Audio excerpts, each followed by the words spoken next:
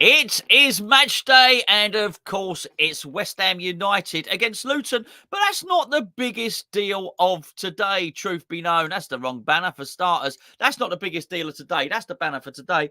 It, of course, is David Moyes' last game at home as West Ham manager. Now, this is creating sort of mixed feelings from a lot of the fans out there at the moment. There's no doubt about that at all. However, I do believe that the media are sort of portraying this in a little bit of an unfortunate light, really. I think they're giving us West Ham fans a bit of a raw deal, actually. The media are pretty much tentatively putting it out there, saying, oh, hold on, I hope West Ham fans can behave themselves today.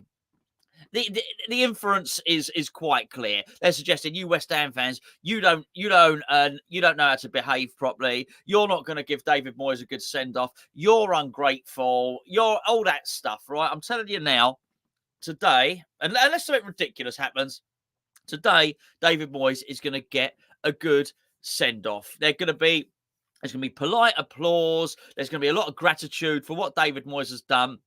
And just, I'm quite sure that actually the media that have been basically suggesting that West Ham fans can't behave properly, they'll have nothing to write about. Well, do you know what? They won't report that he'll get a nice applause. I'm pretty sure that's what he is going to get. Anyways, it's the build up to the show. We will concentrate primarily on the game, on the lineup, because that's what this video is all about, after all. But we're not going to ignore the fact that it's David Moyes' last home game, and there will be some sort of parade or something like that. I guess a little wave off afterwards. Maybe not for him.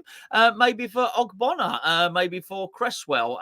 We're going to get the team in 2 minutes. I don't think there's an awful lot to get excited about, truth be known, but we'll deal with that just then. But I might have my wires crossed and my information slightly wrong. Then what we'll do, we'll be putting a little bet together, giving hopefully one of you guys a chance to win some money, lots of money. I'll need your help with that bet, by the way. And of course, then we're going to be doing is getting through your comments, having a little chat about what we think about the team and think about everything else. Anyway, you might have noticed I am sat on my own today. No Gio, unfortunately. Well, I say unfortunately, it means we can have a little bit of a naughty bet, and it's certainly not unfortunate for Gio, who's going out. He's having going to have a tremendous day today because Gio's gone to basically Eurovision Song Contest. Now, as you'll know, we'll talk about the Match Bingo a little bit later on in the video, but Match Bingo have got a free-to-enter game, which basically wins you £1,000 without you putting any money in at all.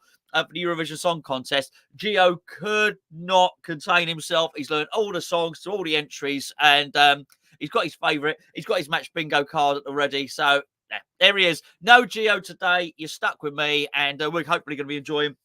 However, it turns out at West Ham today, right? It is 1400 hours, and 1400 hours, that's 2 o'clock in old money. And what's 2 o'clock mean? 2 o'clock means that's an hour before kickoff, which means we're going to have a little look at the starting lineups. I had a little sneaky peek beforehand. We'll see if that's right. It appears the sneaky peek was right. Oh, no, it wasn't right. There's been a change, a little switcheroo, actually. Oh, somebody in midfield wasn't expecting to be there, actually. Okay, right. So today, for those of you that don't know, the West Ham starting lineup is one different from what I thought it would be and what I was told it would be. It's Alphonse Areola in goal, Vladimir Soufal at right back, Kurt Zouma still captaining the team at centre half. To his left is Angelo Ogbonna. So I think, probably we will see certainly a parade and a wave goodbye from him, although I'm sure he'll play against Man City as well, looking at this. Why would the team be any different from Man City? Emerson's going to play at left back, of course. Here's the one that surprised me. James Ward-Prowse in central midfield, basically resurrecting his central midfield partnership with Thomas Souček. Alvarez, well, I'll tell you now, Alvarez has dropped to the bench. I wasn't expecting that at all. Lucas Paquetá is playing, as Mohamed Kudus, Jared Bowen, and Mikel Antonio. So whilst I said earlier on, no big surprises, but there are.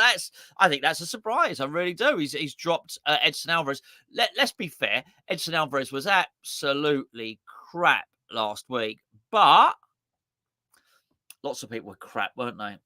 We definitely have more crap players than good players last week. That much is for sure. Yeah, I mean, my initial reaction to that, a little bit of a concern about that central midfield. It hasn't worked up to now, has it really? It's certainly that midfield axis there of the Ward-Prowse and the Souček. The Souček, otherwise the Souček, but Ward-Prowse and Souček in central midfield. Feels like that's lost more. That's lost more games than it's won. That doesn't seem to work too well, that one. But I'd be interested to know what you think about that later on. But yeah, that's a... Well, I think it's a really good front line. No doubt about that. A sort of front line that can cause Luton a lot of problems. Interested David Moyes' mindset for this game, actually. He was talking about be really good if West Ham can finish in the top 10. Yeah, I guess so. I mean, it just shows our sport we've been, I guess. We're used to a little bit more than that, aren't we? But this is it. This is him going for it and going for the top 10. He'll probably have good reasoning for Alvarez. He did hook Alvarez at half time, didn't he? Have I got that right? I think he did. Against Chelsea, I think that's right. Anyway, let me know if I've got that wrong. But yeah, so I don't know. This is definitely him going for it. I was surprised he's not trying to do a little bit of something at centre back there. I mean, we'll have a look. Do you know what? We'll have a look at the bench in just a second. But I'm thinking there can't be an awful lot else going on there. But I don't know. I don't know about you. I think, look, nothing against Angelo Ogbonna at all, but it's not really worked out. I'm really pleased for him to have a lap round the pitch and wave goodbye. But I do wonder if that's what he's going for. Maybe Edson Alvarez might have been better deployed in central defence. They'll certainly look at that, Luton, and think they can get at that back line. But they do have some really good forwards. In Bowen, Pakataka, Dusan Antonio, they've got some really good players that they're facing up against. So I don't think it'll be easy. So much of this game is going to be based on our attitude and our attitude towards it, and how the players... How motivated are the players for this? I definitely felt in the last couple of games they've stopped. They've stopped even bothering for David Moyes. That very much felt the case. I don't think that's been the way throughout his career. It just feels like that's been the way now, more recently. Let's go. It's a bit early to do comments, but we'll do this because it caught me. It must be probably capital letters. Darren said, "Sorry, Gonzo, it was obvious Moyes was going to leave Alvarez out after blaming him for the last game." Oh dear. Yeah, I think Darren's probably not there today to clap David Moyes off. I do, as I said, look, we've had a few people join since I started the video. I just mentioned, I think the press have been given a bit. I think the press have been really patronising. I'm not talking about my rant the other day. I think in the last 24 hours, the press have been really patronising towards West Ham fans. Been very much been saying, "Oh, I hope that lot behave themselves with David Moyes. Hope they show him the respect, that ungrateful lot. Hope they give him a round of applause." Look, I think David Moyes is going to get a round of applause today. I really do. But the press have been making out like David Moyes is going to walk into the stadium and everyone's going to go, boo, boo. They've got such a low opinion of us. I cannot. But to be fair, I have a very low opinion of them. I think my opinion and my perception of the mainstream media and the pundits that talk about West Ham has never been lower than it has now. It's all pretty bad. Anyway, there you go. So David Moyes is deciding on his last home game. I think it's fair to say he's going for experience here, isn't he? But anyway, we do have a bench. Funny enough, a bench to look at. If Charlie can click the bench up there. Thank you, my friend. Fabianski, Cresswell, Johnson, Casey, Alvarez, Earthy, Cornet, Ings, Mubama. Yeah, look, it's much of the same, and that's fine. That's fine. It's fine. This is his last hurrah. It's his show. This is the David Moyes show today, and he's going to pick the players that he does. Look, Casey's in there, but I'm pretty sure even if we got an injury at centre back, you would find both Alvarez, Johnson, and Cresswell would all go in at centre back before Casey. There's no real point in Casey being on there. I would love to be proven wrong, but I was hopeful today we'd see players like Casey, we'd see players like Earthy, beginning a match from the start. But hey, look, you know what? It was me hoping. I got that wrong in terms of hoping for that. He's going with experienced players. He's a very loyal manager, David Moyes. I think sometimes to his detriment, he selects players even when they were terribly out of form. He'll still stick with his favourites, and it looks like he's going down swinging with that. He's going to carry on picking his favoured team. And I hope we win. I really do. And I just want to, want to make this point. It's probably, probably sounding quite downbeat on David Moyes. Um, I do want to, make it clear. I am really grateful for the trophy. Very, very grateful for the trophy. I think he was exceptional during COVID. I think he was so switched on. So switched on whenever he seemed to recognize what was going on when other managers didn't. And he really, really adjusted really well to lockdown football. And before they started doing, they started filtering in that noise. Before they started doing that, the fake crowd noise was really noticeable. I remember doing videos at the time saying, our bench is loud. It really was. You could just tell we had a really loud bench. There was such strong leadership from the bench on the pitch. And I just think he just got it right. He really, really did. He really did. If I'm on a bit of a downer now about Moyes, I just think he's done his time. I think what we've been left with now is, I think he's just gone full cycle. He started off with not a great team, and then he built it up, and it was a really good team. And he won a trophy, and as I say, went through COVID really well. And now it's sort of an old team that needs rebuilding again, and I just feel that we're there. So when I see this team, I think, yeah, okay, yeah, I'm sort of ready. I'm ready for next season. I'm ready. I'm ready for the challenge. But yeah, I am grateful for what David Moyes did. And I'm sure he'll get a really good reception. He'll get a good wave off, and he'll get a good send off. And if I was there, I would wave. Even though I don't particularly want him to be here anymore, I would wave him off, and I'd clap him off, and I am grateful for it. But it would be with a, but there's also a sense of relief. I can't sit here and lie to you. There's a sense of relief that he's going, particularly when I see selections like I'm seeing today. I'm not thrilled with the team or the bench. But you know what? For any other manager coming in, there's opportunity there, I guess, isn't there? And why should David Moyes, I guess, select young players who might be of benefit next season, but are not gonna benefit now? Anyway, but I'd love to see him bring George Murphy on in this game. If he could do that, I'd be, certainly very, very happy to do that. Oh, blimey, Charlie's just said it. He's telling it like it is. He's not mucking around. Charlie saying a few likes wouldn't go amiss. Yeah, that would be very, very nice. Be very much appreciated if you could stick a thumbs up on the video. It's very, very much appreciated. And, as Gio always says, if people are on the internet at a moment and they're typing for the West Ham Fulham game, I doubt there's any neutrals out there that aren't West Ham fans or Luton fans. Why did I say Fulham? Any West Ham fans or Luton fans, no neutral is going to be searching for this game. But in the slim chance that they are, if you could stick a thumbs up on it, it'd be very, very much appreciated, because it'll pop it to the top of the list in YouTube, basically, and that's pretty good for the channel, and we very much appreciate that. Oh, someone's been banned from the chat. I didn't see what was said, but hey, you can't. I think Dean's probably done the business there. You ain't getting much past him, I tell you. Thank you very much, Dean, my friend. Right, before we do the bet, so I'm sort of, it's my favourite part of the when I'm on my own, it's my favourite part of the build-up show. And when Gio's here, it's better. We have it's a better show, let's be fair. We have a bit of banter, we have a laugh. When Gio's not here, the bet is it was Charlie. Charlie was policing it.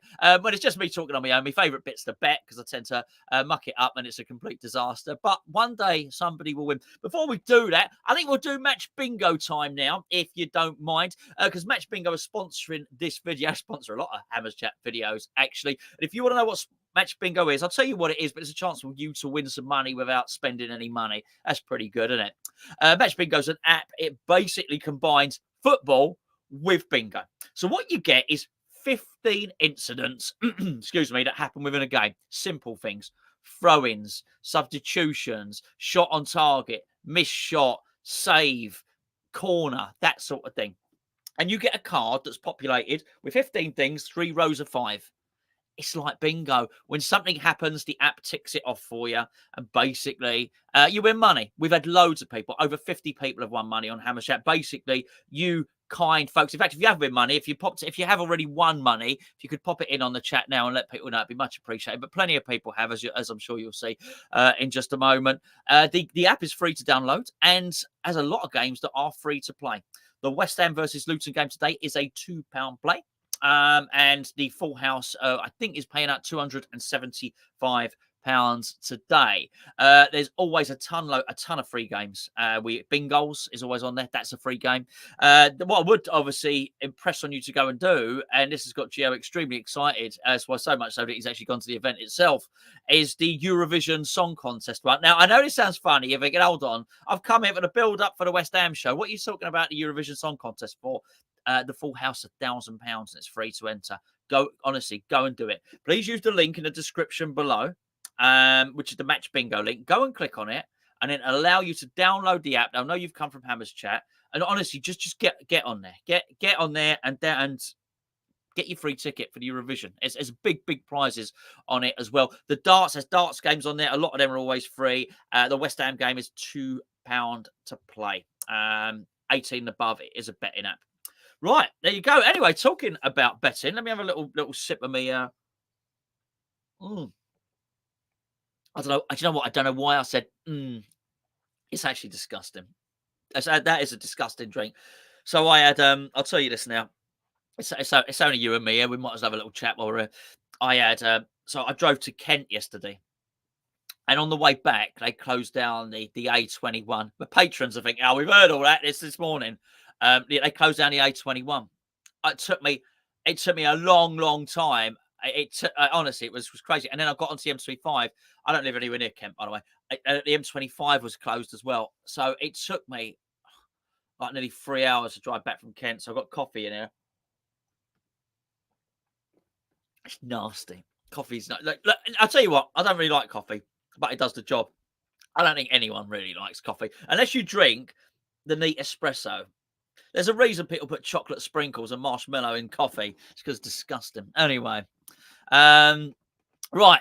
Should we do the bet? Let's do the bet. Right. Oh, Peter's in straight away. Do you know what we got to do, Peter? Let me just tell you that. I think we want a relatively high-scoring game, and I think we'll do a West Ham. I'm just looking. I can see 3-3. Do you know what, Lewis? I'm going to go with that. I'm going to go with it. I'm going to take Lewis's 3-3, and I'm going to put it in the bet because it's just a great way to start the bet, I think. So, with that in mind, I think what we'll do is maybe we can start with maybe two West Ham goal scorers. If I have a little look here, see what you find people are thinking. And then maybe we'll go for a Luton goal scorer. We'll see. Harry, coffee is not lovely. I like the smell of coffee. When you open up the pack, smells nice. The taste is disappointing. I love a cup of tea. Barkley shot on target. I'm not going to deal with shot on targets, actually. So foul to score, we can't. Can we? He's got forward. Should we do it? You lot tell me if we think we should put it in there. At the end of the day, it's your money. It's one of you guys going to be winning. I mean, we've had another one, Bowen and Soufal. I mean, it'll do good odds. That will do good odds. Michael Levy Jr. with his new T-shirt. Hey, he's saying a James Ward-Prowse free kick. Souček and Kudus goals. Kudus. The thing is, it's my problem with Kudus, right? I do want people to earn some money. Kudus playing on that left, I just can't. I think he's sort of nullified on there. It is the left-hand side to graveyard shift under David Moyes. Well, I don't think I can specify a free kick. What I'm going to do is I'm going to go to the goal scorers now. And whilst I'm going and looking, funny, I found the first goal scorers that came up was Maxwell Cornet, I think, in this app don't know, does it? Really? Let's have a little look here. So Bowen to score any time. That's not particularly good, but maybe we'll put it on there. Maybe we'll have a little look. Yeah, Souček is a little bit better on this. Vladimir, I'm going to do Soufal. Right, so we'll do Soufal. And then what we'll do as well, these ain't great odds, it has to be said. These ain't great odds at all. We'll do Jarrod Bowen as well. And I'm going to need, tell you what, give me one more. I'm going to go back to the chat now. Could be Barkley. Okay, Barkley. I'm going to I've seen Barkley. Let's put Barkley in there. Let's see what happens there. Do these anytime goal scorers. Ain't great, Ross Barkley, actually. It ain't great. You lot. I'm going to do the James Ward-Prowse. I'm going to do the James Ward-Prowse. Blimey. Okay. So that's all 3 West Ham goal scorers. Give me a card as well. Let's have a card. Someone put a card up there. And the first one I see, I'll do. Not that it makes an awful lot of difference, but we'll do the card as well. Come on. Someone give me a card. Give me a card. Just looking for a card. Paqueta. Got it. Paqueta card. Let's have a look at that. Where's he gone? You'd think he'd be near the top, wouldn't you, really? He is relatively near the top, actually. Right. Doing that. Add to bet slip. Place bet.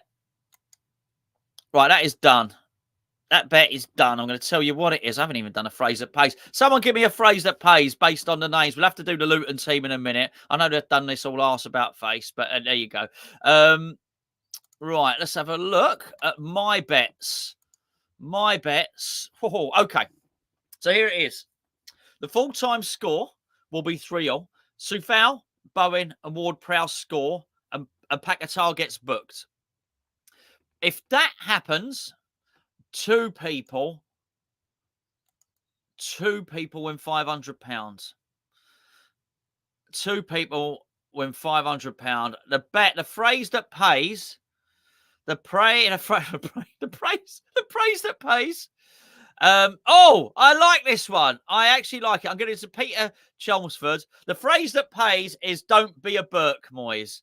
Don't be a Burke, Moyes. That's the phrase that pays. What you got to do if you don't know what the phrase that pays is basically you got to type that into the chat. If you type that into the chat, you are entered into the competition. So, if all of those most unlikely things happen, like the score's 3-0, Soufal scores, Bowen scores, Ward-Prowse scores, and Paqueta is booked, then I am going to, in fact, I wouldn't even do it. I will get my little daughter to pluck 2 names out of anyone that's typed, "Don't be a Burke, Moyes." And then what we'll basically do is we have 2 winners, £500 each. Obviously, Peter, you don't have to type it again, mate. You are already in, my friends. Right. Oh, here we go. By the way, I probably should have said it's there. It's along the bottom of the screen. Is the Barton Barkley's in? That's why people are saying it's those Chongs, those Morris, those Adebayo. He's a good player, isn't he? Yes, so the Luton team is in. Scrolling across the bottom of your screen now. So we've got Ariola, Soufal, Zuma, Ogbonna, Emerson, Souček, Ward-Prowse, Paquetá, Kudus, Bowen, and Antonio for West Ham. We've got Kaminski, Onyedina, Burke, Mengi, Osho, Doherty, Lokonga, Barkley, Chong, Morris, and Adebayo, who are basically playing for Luton. Big game for Luton, this. Big game. Let's just say that before anything else. I think, that's the other thing about the whole narrative about David Moyes' last game and all that sort of stuff. I think a lot of the story, a lot of the Luton stuff gets missed out of it, really, doesn't it? That's it's a big deal for them. Really, really big deal for Luton. And they need at least 4 points from their next 2 games. And, they'll be looking to do it now. They really, really will be looking to do it now and get it done. I think, obviously, it's their last game. I'm not even sure. Do you know what I'm going to do? I'm going to go to matches now and just have a quick look, actually, because I am interested in what they've got. It's Fulham, of course, and Fulham, as I saw, were being beaten earlier by Man City 3-0, actually going into they're into injury time at Man City now, 3-0 in that game. Phil Foden and someone's name who I shouldn't really struggle with, but I really do. I really, really struggle with this. Gvardiol.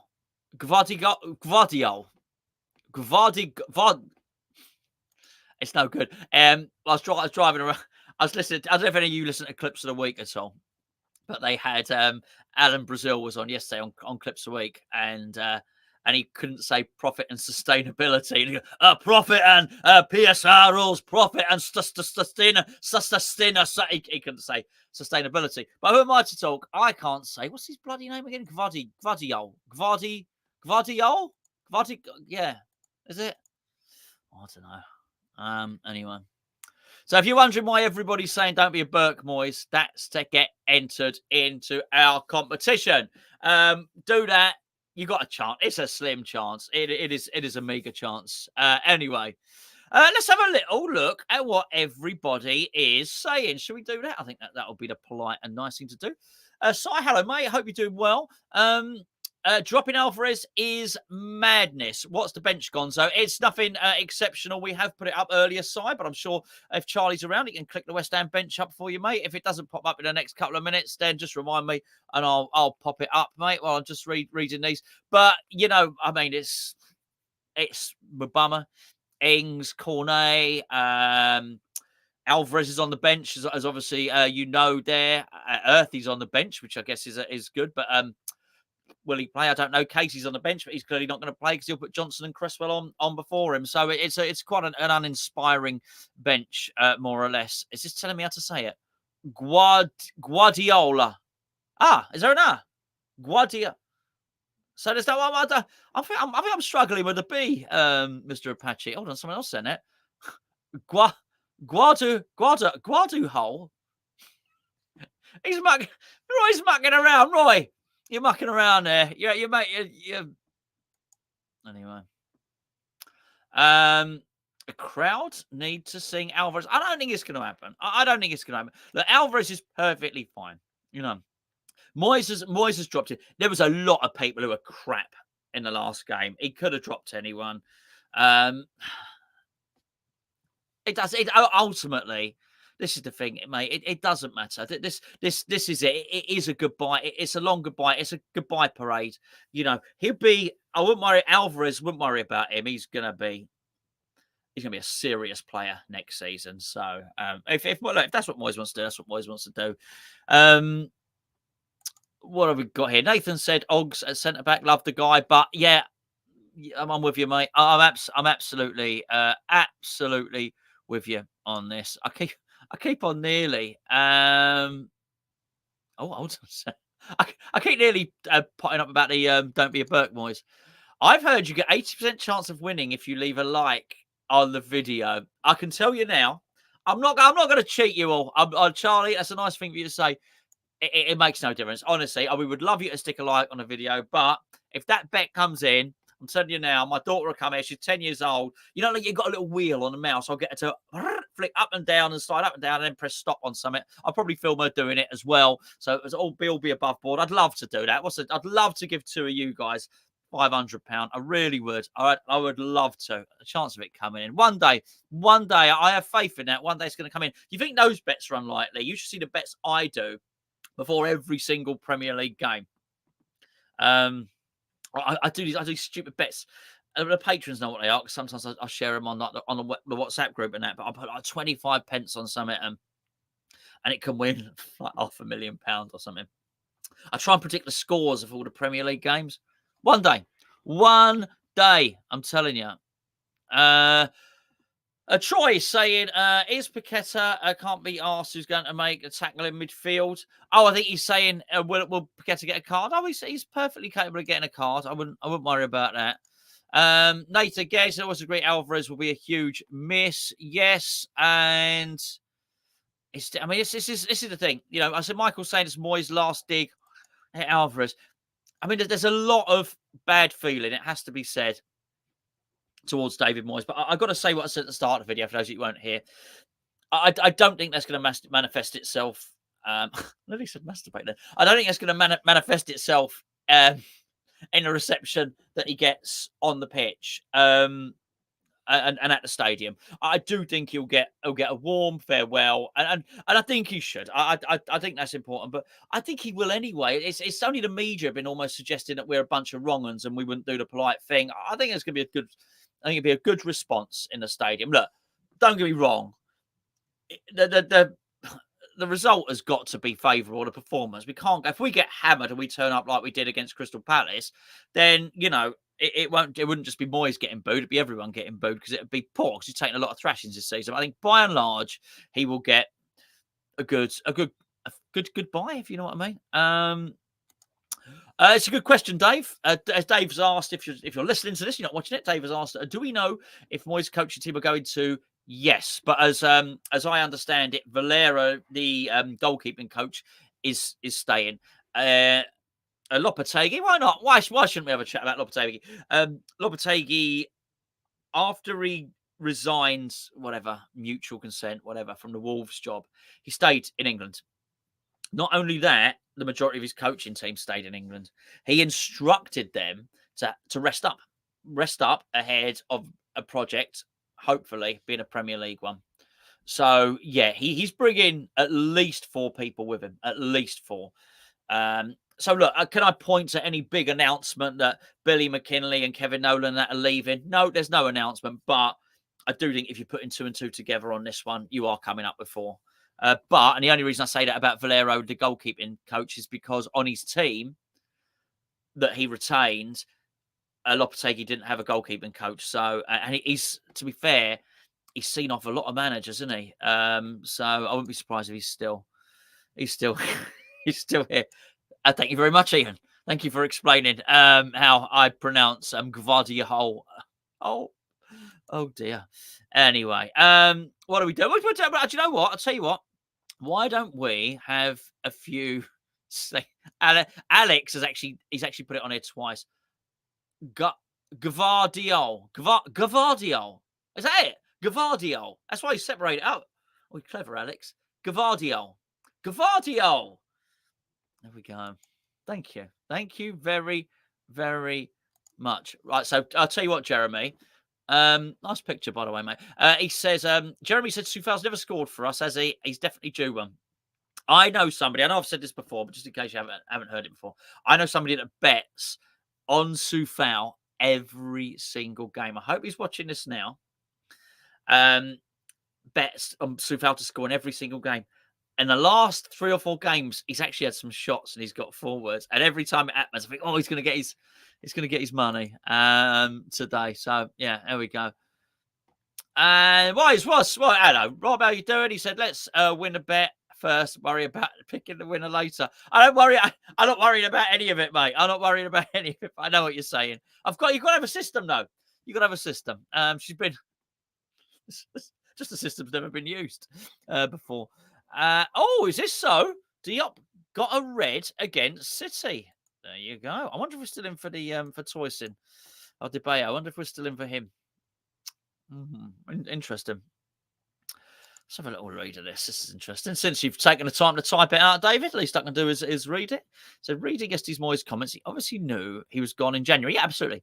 But stayed on to much the detriment of the club and the team and everyone but himself. He lied. The club hasn't said he was given a deal. To be fair, I think there's probably been a bit of mistruth from the club and from David Moyes. I don't. If it's worth anything, I don't think he stayed on. I think it was to the detriment. I think had we probably replaced him, we would have done better. I really do. But I don't think Moyes knew he was going to do bad. I always think that Moyes does have belief in himself and utter belief. Even when he's wrong, even when it was so plain in January, mate, that squad is not going to get you through here. It was a case of no, this is it. This is the way I'm going. You know, it's not actually turned out great towards the end these last few months, which is a shame for him. And it did turn out right. He probably should have gone after Prague. He really would have gone out on a high. There's no doubt about that. Right, boys and girls, Charlie Walsh can be joining us very soon. Give me 2 or 3 minutes of your score lines. Let's do it now. Just hold your horses, Charlie. Hold your horses. Go and have a pot noodle. A toilet break or something. I'm going to wait for the scores. He's gone. He's off. He's off. Both at the same time. I can see him. He's on the toilet and making a pot noodle. Different water, though, obviously. Right, here we go. Thank you, everybody else. So we got a 1-3. Stephen Russell is saying 2-1 to the Irons. We got a 4-4 from Charlie. RC776 is 2-1 to Luton. Thank you for specifying. Leon says 2-1 to the Irons. Callum over in Oz. Hope you're doing well, mate. I think he's Luton to win 6-0, says Callum. Connor says 3-1. Tom Starr 4-3. Hammer time 3-2. Glenn says 4-1. Rick, it's 1-0 to Luton Town. Sorry, Robert. Sorry, mate. That was from earlier. Usual suspect 5-5. Can you imagine? Hammer down under 2-0. That's to Luton. Oz the Hammer, who I guess is a Hammer, who's over in Oz. 5-0 to Luton. Rob's projector wall, which, let's be fair, we all want to see Rob's projector wall. Is he watching this game on his projector wall? No, he's not. It's not on telly. So surely, Rob, surely you can't be watching this on your projector wall, I would imagine. Anyway, Rob says 3-0. Jeremy Watson in with the lovely family picture there. I think it's in front of London Stadium. It is 3-1. It says Sufal, James Ward-Prowse free kick, and Kudus. Adrian says another lovely picture. Says 4-0 to Luton. So he's in the sunshine. He's by the beach. But he's not thinking great things for the score today. To be fair, he's been using that picture for a while. He's probably not on the beach today. Dean says 3-1. Danny, 4-1 to West Ham. Sorry, Dean was to West Ham as well. 3-1 says Stuart. Oh, Butterdog. Upside down Butterdog. Upside down. I think it's upside down pug. 2-1 to Luton. What else we got here? We got Happy Hammer 2-1 to Luton. Not so happy. If that happens, I'm wagering Nobby's Nuts. Do they still do those? They still do those Nobby's Nuts. They were quite nice. I had a bacon one. The bacon one, I think, was nice. I keep bacon, Nobby's Nuts. They were all right, I've got to say. I'm hungry now. 3-1 to West Ham. Always bloody hungry. Wayne says 2-1 to Luton. Hammer from Devon. I might have asked this before. Whereabouts in Devon, please? And then Charlie, you need to tell me when the answer comes up. 4-1. Very specific. JWP free kick. Sufal goal. Bowen brace. You heard it here first. Double eyes. Double eyes. Oh, I wonder if we'll be seeing that scene. The brotherly love of Paquetá and Mohamed Kudus arm in arm on the advertising hoardings a million miles away from the pitch. I wonder if we'll be seeing that beautiful, beautiful brotherly scene next season. Danny Moore says 3-1 Luton. Peter's never had a pot noodle. Exmouth. There you go. Thank you very much. Well, hello. I'm a big fan of Devon. Well, to be fair, I'm a big fan of a lot of places. Yeah. Anyway, I do always try and get down to Devon at least once a year. Sai says there's a 1-1 board draw. We've got Terry 2-1 to Luton. Says Terry. Troy 3-1 to Luton. It matches what Eric is saying. Right. I'm going to leave it there. I'm going to bring in, well, I'm not going to bring him, he's going to bring himself in. Mr. Charlie Walsh, ladies and gentlemen.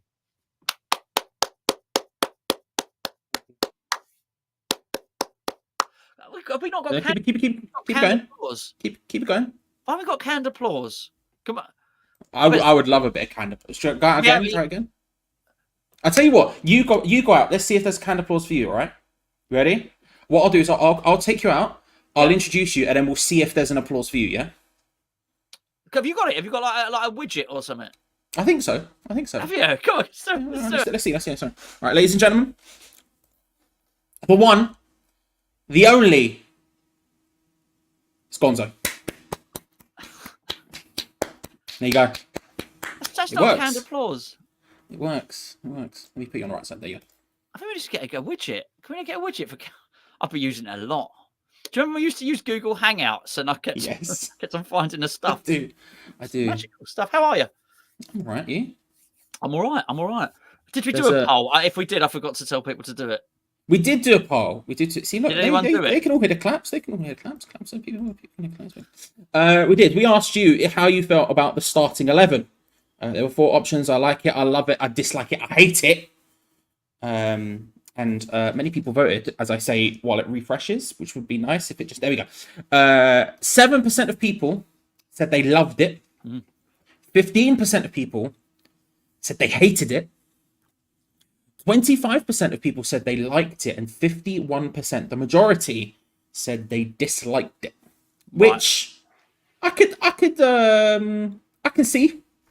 I can see why people like that. It's probably maybe minorly harsh, but without Alvarez and with Ogbonna, it's a bit of a. Those are the ones that are swinging it, aren't they? Yeah, I think even if you put Alvarez in there, that it might be a little bit closer with the I like it and I dislike it, but specifically those two, it's a bit of a no-go, innit? If we're being honest about it, unfortunately. Yeah. Absolutely. Do you know what? Someone's just put something here. which is Mark. And I don't know if he's mistyped this, but it's a really good phrase. He says, why is Alvarez on the bench? Sorry, Moyes. Sad man walking. Sad man walking. It's me every time I go to the shops. That's more damning than dead man walking. Is it more damning? I'd rather be sad than dead. No, you would be, but I don't know. There's some,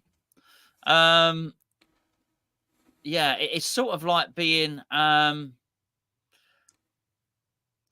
it's sort of like calling someone to see you next Tuesday is not actually as bad as saying that someone's completely deluded and incompetent. I think that. Sure. Do you know what I mean? Sure. And I think I think that's some strong. Yeah, I have some strong stuff there. Anyway, So, it's unequivocal. I'll give it that much. It certainly is. I'm going to answer this if you don't mind. No, go ahead. Well, up and down. If we're going to North, Coombe Martin, Ilford Coombe, love it up there. Croyd, Westwood Ho, Appledore, one of my favourites as well. Bude's right on the border though, isn't it? You go there, you got Port Isaac just at the border in Cornwall. Like going down to Riviera, down the south as well. Love it. I bet it should be beautiful. That's the place to be. If you can be in Dorset, Devon and Cornwall today, it'd be lovely. Mind you, if you're up in the Lake District or somewhere, I don't know if it's, if anywhere sort of picturesque today is going to be pretty damn gorgeous, isn't it? Did you see the Aurora Borealis last night? That seems like some prime Gonzo stuff that we'd both be into. Do you know what, Charlie? I would have loved it, but what was happening was, you wouldn't notice, I got lost last night because I was trying to get home from Kent. I'm seriously. They closed it at 11:10. Well, I left at 11:10 because I wanted to get onto the M25 before midnight. So I thought they'd close it. And the A21, which goes up like from Kent, right, to get to the M25, was closed. I got completely lost, right? Now, normally what would happen is I used to have a sat nav, like a TomTom sat nav, and what you could do on a TomTom sat nav, you could say avoid part of route.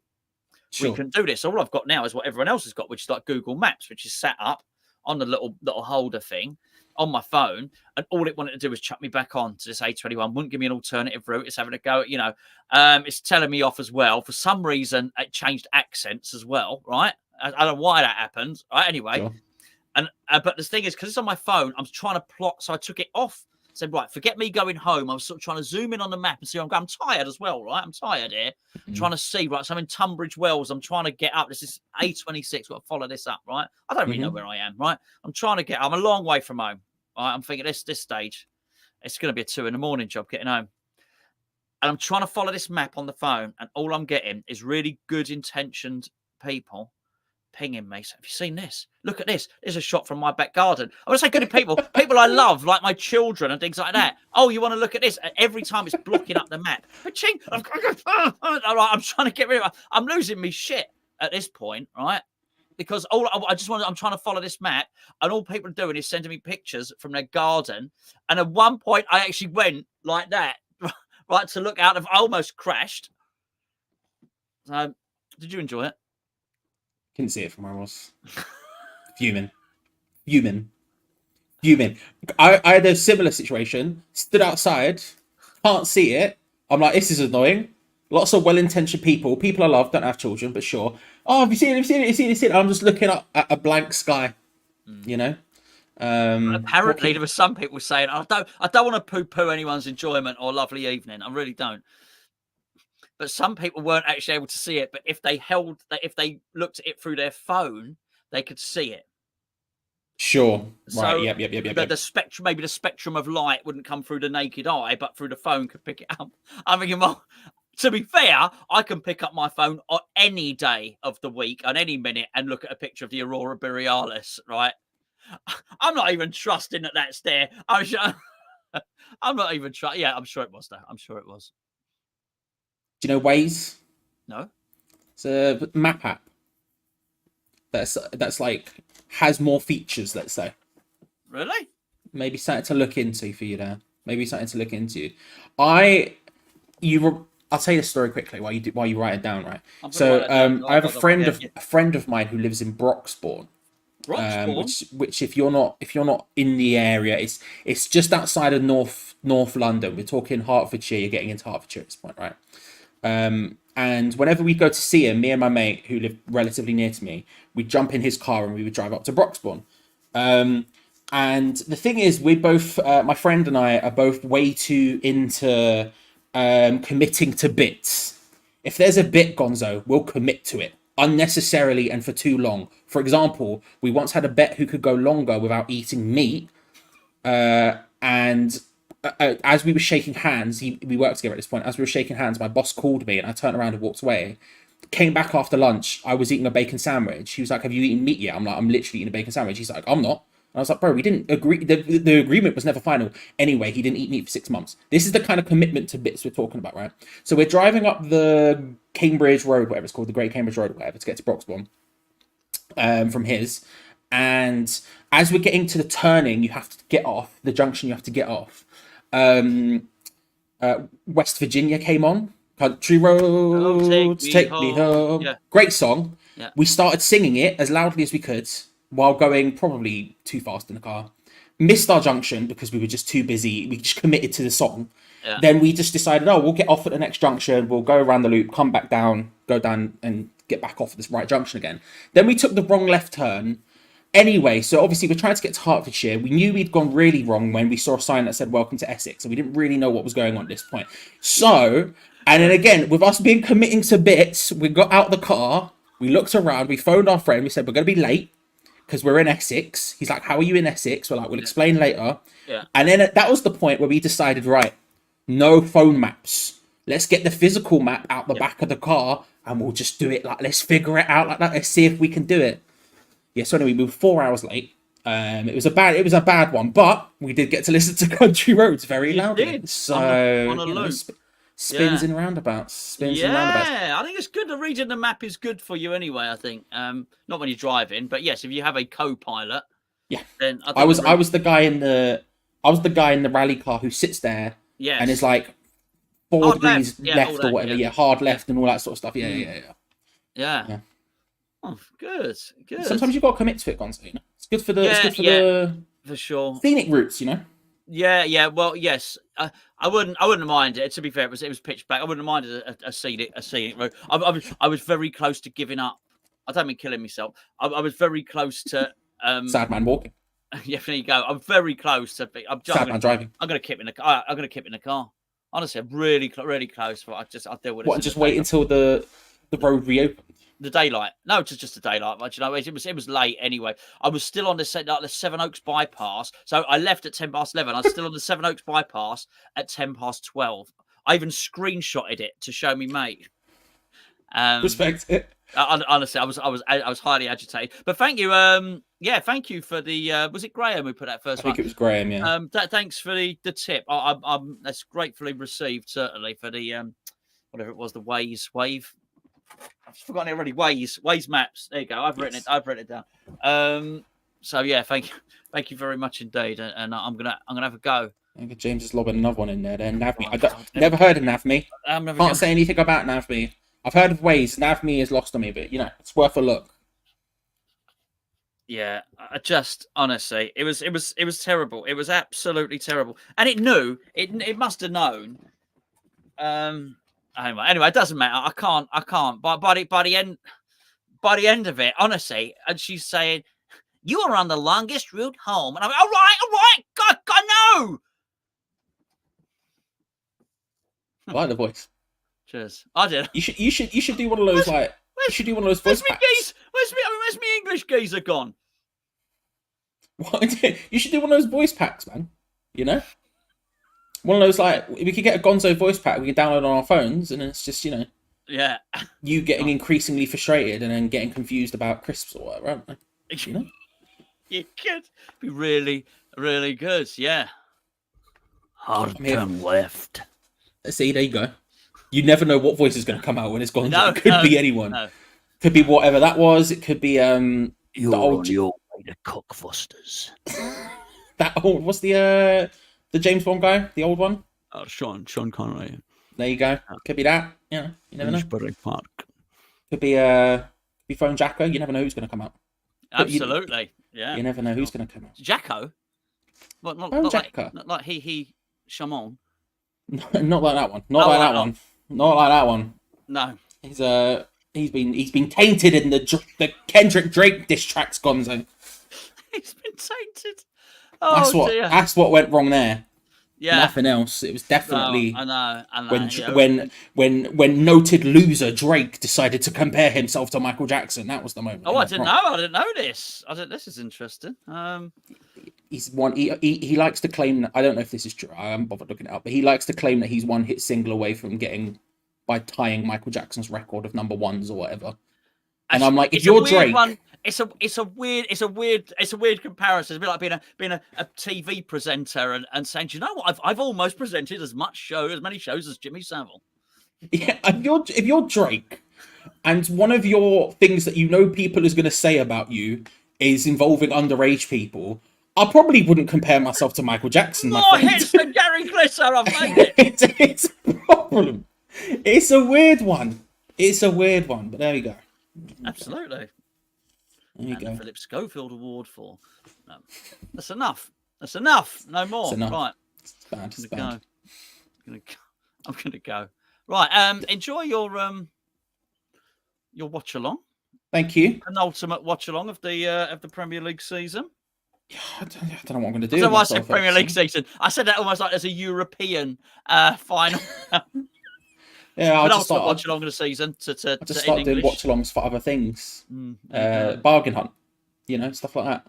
You see what happens. You imagine? Yeah.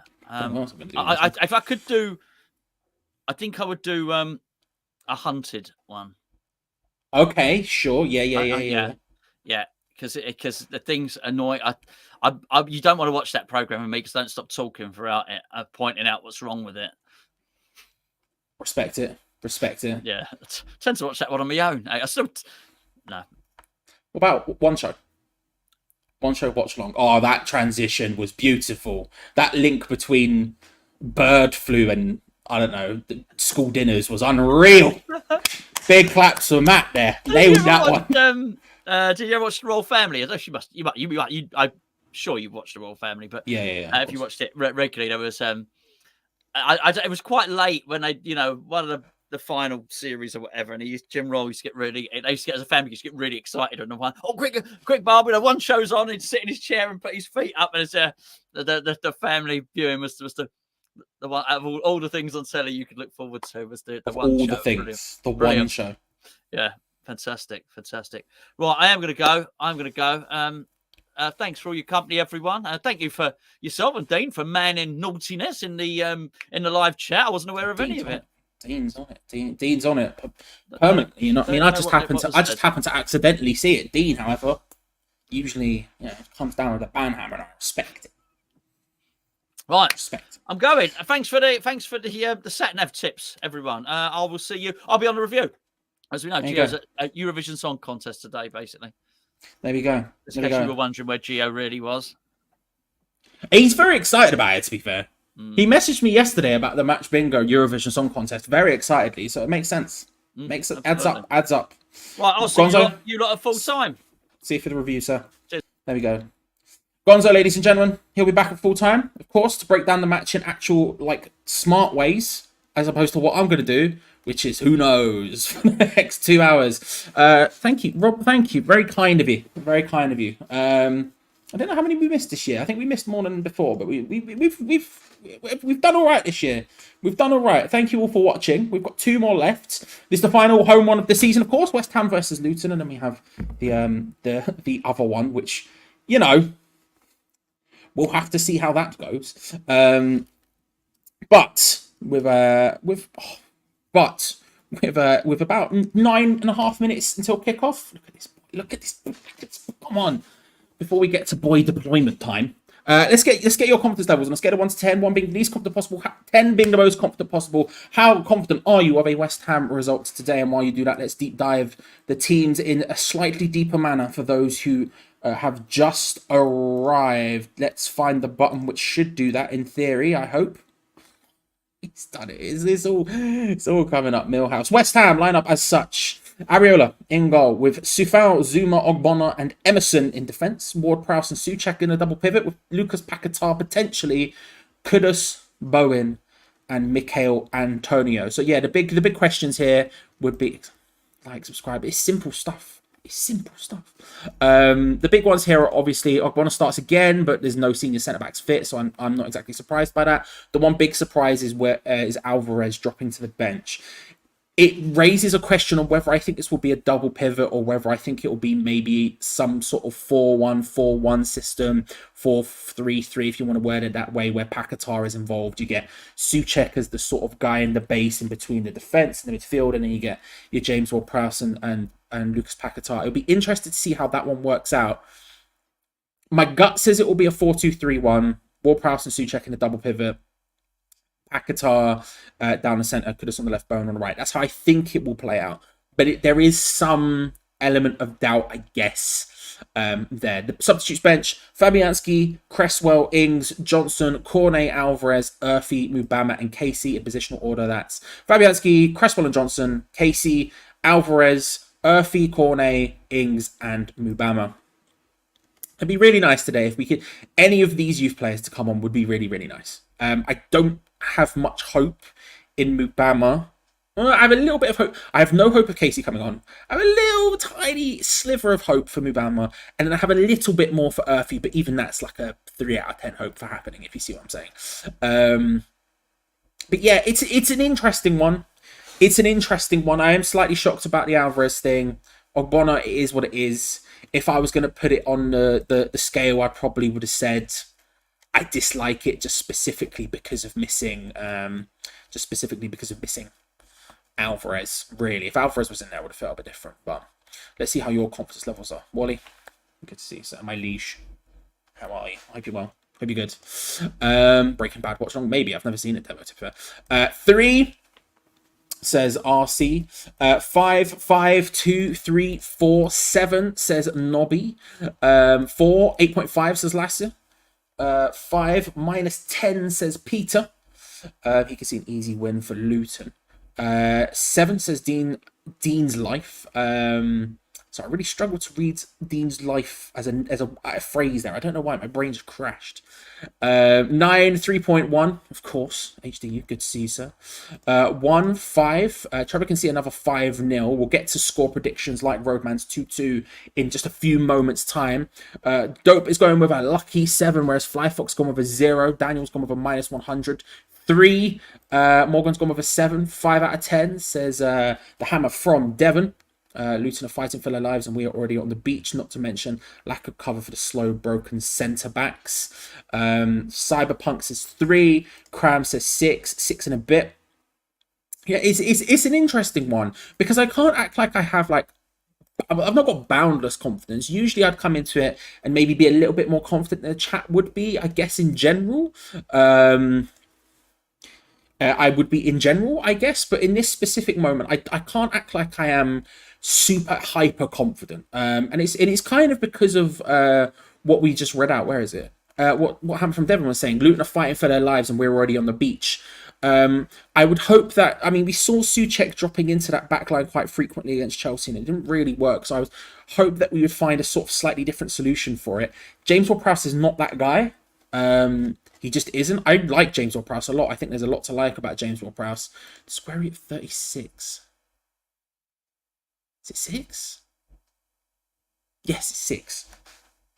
Maths. But I'd probably go somewhere at a 6.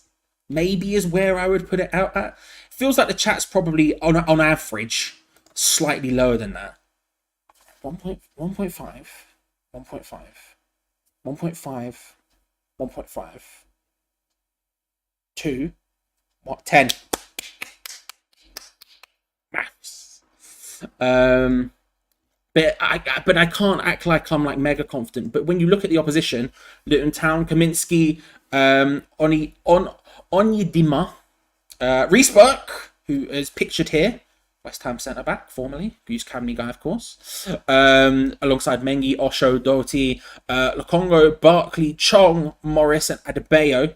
Gone for that 2 up front vibes with the subs bench. Uber Crawl, Tim himself, Ogbene, Berry, Woodrow, Corley, Mpanzu, of course, formerly Paddy Ruddock, West Ham Academy boy, Clark, Hashioka, Townsend, and Johnson. It's one of those lines up where you look at it and we just should beat it, and we should have enough to beat it, and I think we do, and that's what's pushing me into the 6th category as opposed to lower down. Having said that, it's still very difficult, and I feel like when you look at this lineup, it's significantly stronger, but it's just you miss those key elements, those centre backs being wonky. You're missing Alvarez, and it becomes a real problem.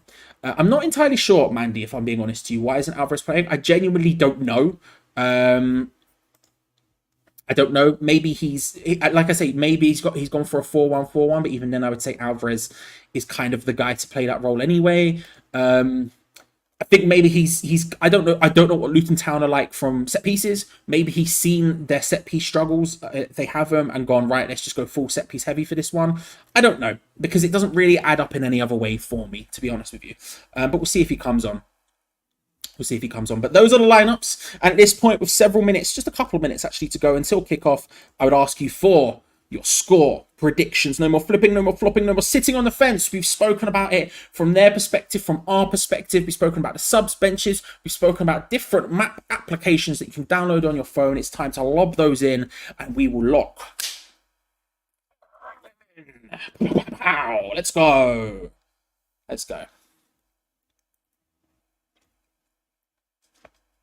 I'm going 2-1 West Ham. That's where I'm at. I'm going 2-1 West Ham. I think they will score. I look at that centre back partnership and lack of Alvarez, and I can't see them not scoring. I think they'll score, but that front four, it's just that's as strong as you can get for us. Paquetá, Kudus, Bowen, Antonio. You literally can't get better than that, and that's a front four that's good enough to be in Europe, in my opinion. So with that in mind, I'm going to go 2-1, but like I say, I can't act like I'm mega unreal confident about it. If you are looking for a way to watch the game, because of course it's not able to watch it legally in the UK because it is Saturday 3 p.m. kickoff. Dumb, but there we go. There are definitely ways you can do it. Like me, you could go to the holiday home of this boy in North Idaho and we can watch it together. Or you could go down into the link in the description below. There's a bit there called Discord. Join our Discord. Lovely free Hammers Chat West Ham community. Fans of all clubs are welcome, but more importantly, if you scroll down on the left hand side, there's a bit there called Stream Links in which you will find what you're looking for. And once more, as per usual, thank you to Mulch Mike for making that graphic. I don't need to take I'm not taking credit for such excellent work. I only wish I could do that. Robbie's gone with a 2-0. Probably saving Alvarez for us. He might be saving him for City, I guess, but with a week in between, I mean, maybe he's tired. I don't know. Again, I'm not in the training ground. I suspect he'll get asked about it in the post-match press conference, so maybe we'll find out. But Brooke Dev Bonds has gone with a 2-1. Solid holy trinity there. My Liege has gone with 2-1 as well. Debbie's gone with 2-2. Dan's gone with 2-1, but the opposite direction. Maddie's gone with a 3-2 win. 2-0 Luton, says Sean. 0-0. Chuck, sir, good to see you. Hitting the 2-2. 2-1, 4-1, 4-2, 2-1, says Graham. 3-1, 5-0, 4-1, 2-0, 2-1. M. Collingwood Atlas himself gone with 5-2. Nobby's gone with 3-1. He's gone with a solid draw. Cram is 1-0 to West Ham. James Ward-Prowse free kick. I would love that to be the case. Final home game of the season, to finally see that James Ward-Prowse free kick come into play, I would be very, very, very for that. Is it possible? I doubt it. This season, I think next season he'll get it. Don't get me wrong. Next season with Julian Lopetegui in, we're going to be a lot further up the pitch. We're going to win a lot more free kicks in more advanced positions for him to be smashing them in from. But listen, today, last home game of the season, I would love it. The game's kicking off in just a moment for me. I'm slightly behind you, but that doesn't mean there isn't a timer in the top corner, which will say exactly how far behind you I am, because it will be ever so slightly, you know. I'm all the way in North Idaho, time zones and all that sort of stuff. I'm sort of dreading today in terms of the logistics of the situation. I might not be dreading it necessarily on the football pitch in a big way, but I am dreading trying to find a way to watch it with the NIITS, if we're being honest about it. That's going to be a longness. That's going to be a longness. I do have my match bingo cards though, to keep me company. £2 to play, 18 plus only, because of course it is betting, but you get your cards like a bingo card and it scratches them off as they come in. So for example, for me, one of them is a West Ham attempt off target. That's gonna happen. You can't tell me that won't happen. That just will at some point come good, and I'm excited for that. Elsewhere, we've got a couple. Kickoff has happened. Luton have taken it, so I've already got a couple in there. For example, Luton kickoff, bang, already done, already in there. So match bingo, link is in the description below if you see it and use it. Thank you very much. But let's turn this down because I'm about to hear that dinging noise about 15,000 times as I attempt to load up the NIITS. There we go. Right. Nope. That's not what I was. For a split second there, I got very excited. Then it stopped. But it was a fun few seconds, I'll tell you that much. It was a fun few seconds. Those ones. Let's try that.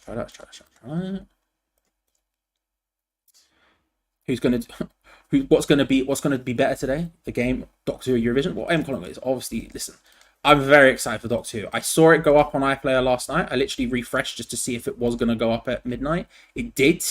Thank you, Dean. Appreciate it.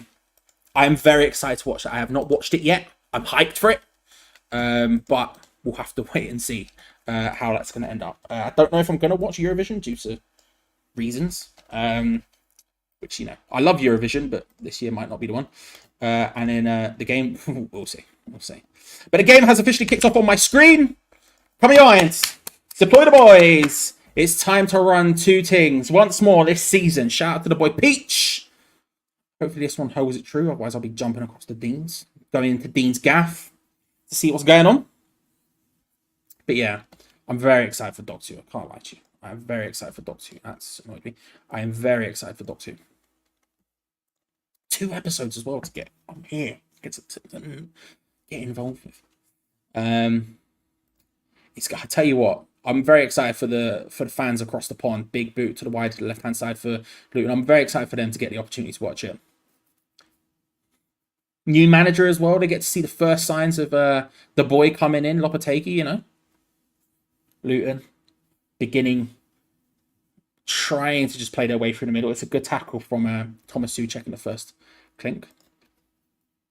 Sir, good to see you. And if any of you are as excited for Doctor Who as me, I haven't seen it yet, but if any of you are excited to see it and want to get involved, then I would highly recommend you check out the Timers podcast on YouTube. The work will be put in. I'll tell you that much. The work, it will be put in. Kev's gone with 2 on West Ham. I think Luton will score first, though. Yeah, I could see that. I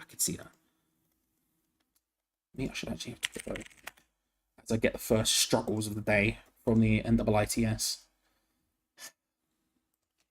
It's where we're at. It's just where we're at. I hate Saturday 3 p.m. kickoffs.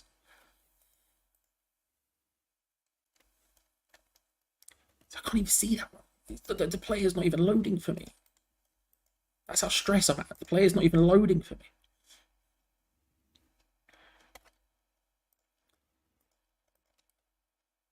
Okay, maybe this one. Just do this. Will this work? Sure. That's fine. Oh, Christ. Okay, I've got something. Let's just hope that this stays true. I'm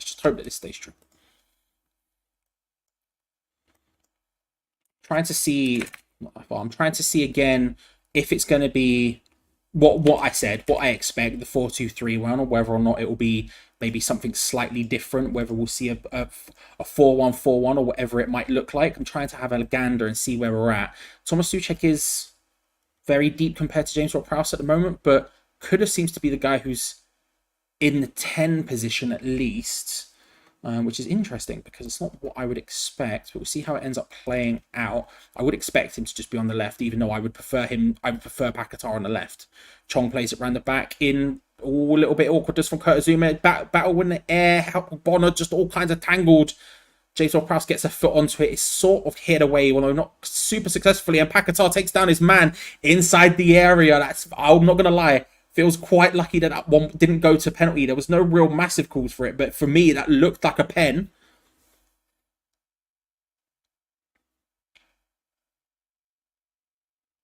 dismissed, and they're carrying on. But there was a moment there.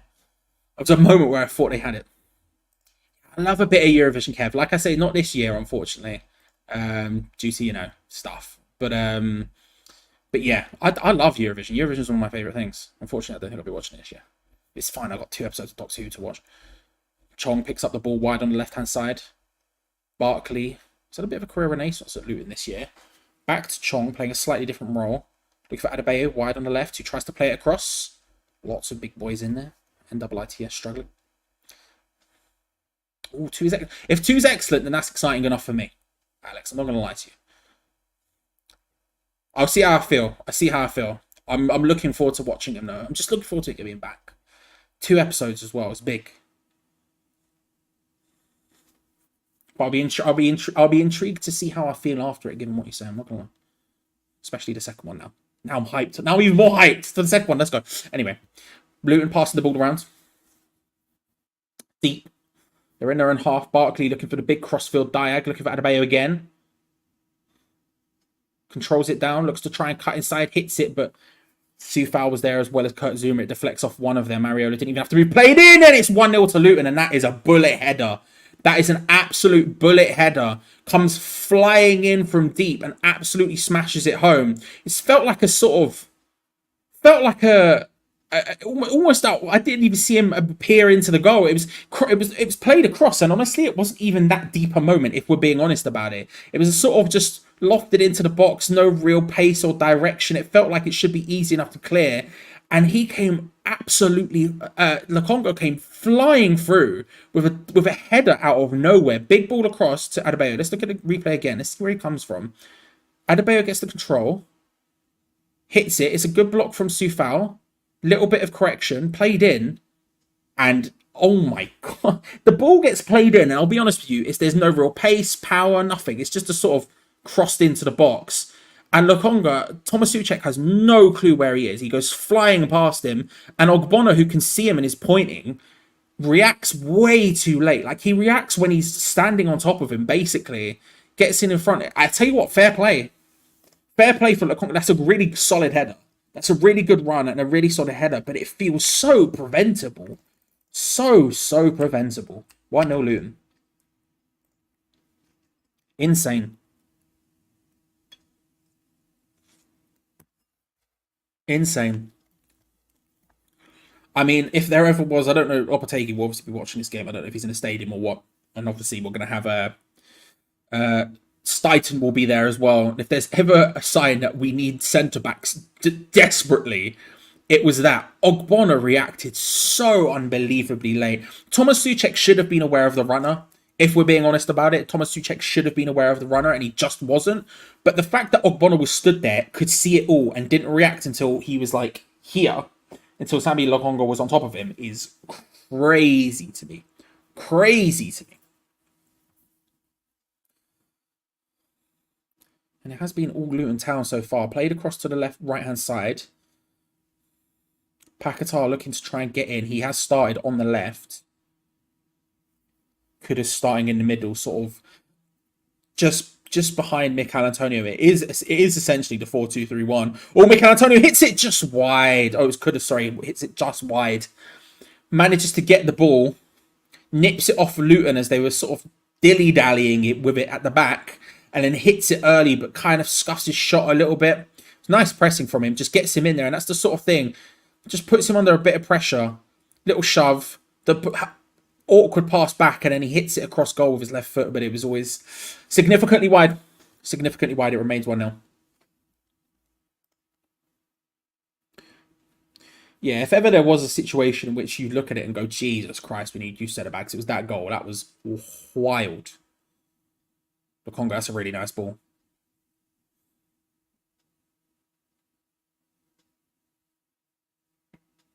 Who's their 45? They keep using him. Who's the 45? Is it Doherty? They keep switching the ball across to him, and his control's quite nice. Chong looking to try and dribble his way through Thomas Souček. He says no. Play back. Mikel Antonio trying to press a little bit Robert Snodgrassy there.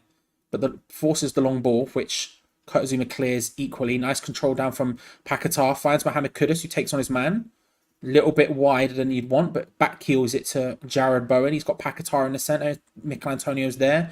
Little triangle workout to Soufal, who crosses it in. Headed away. And they can come on counter-attack again here, Luton. Clinton Morris on the ball as it crashes. As it crashes.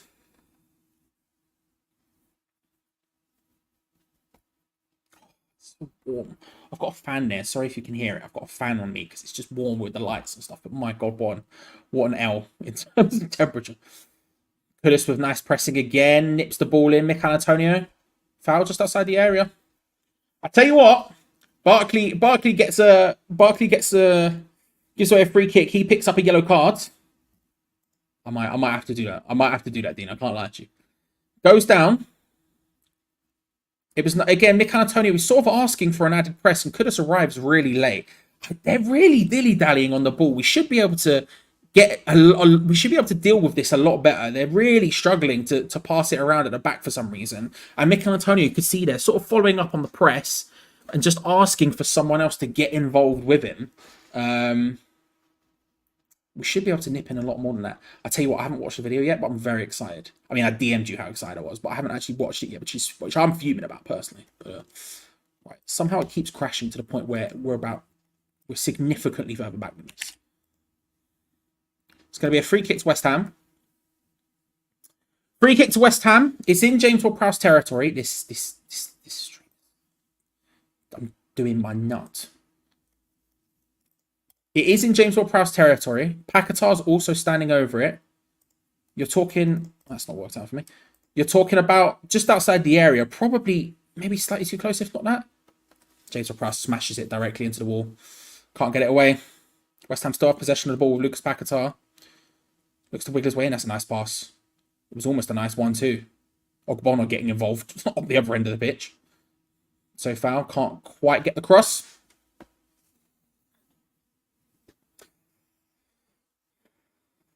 Oh, I suspect you'll get a DM and/or comments. I'll tell you that much. I need to know about the hats. I need to know what's the hat situation going to be. You know, is this going to be crucial character stuff, or is this purely a High School Musical one thing? Luton defensive throw-in, practically in the corner quadrant. Doughty goes for the long throw. Headed forward from Kurtzuma. Yeah, I feel like we're going to have to be on top of them this time. Like, they're passing around at the back is very lackadaisical. And I feel like if we even press just that little bit more, and we've seen it a couple of times, we've managed to nip it away a couple of times, we're going to have to be careful of that counter-attack, but I feel like it's too good an opportunity to miss. Emerson there, nice high turnover, finds Paquetá with his first touch. Into a Tosuchek who smashed, Jared Bowen, smashed off the off the post. Gets ahead of his man, comes across from the right-hand side. Ball gets whipped in from Lucas Paquetá. It's a really nice cross, and it's one of those ones where you only need to get a touch on it just to angle it, just to direct it. And Jared Bowen, who comes flying across on the volley, hits it. I don't know if it hits the post or the stanchion, but it's incredibly close. We're knocking on the door. So many hats. Let's go.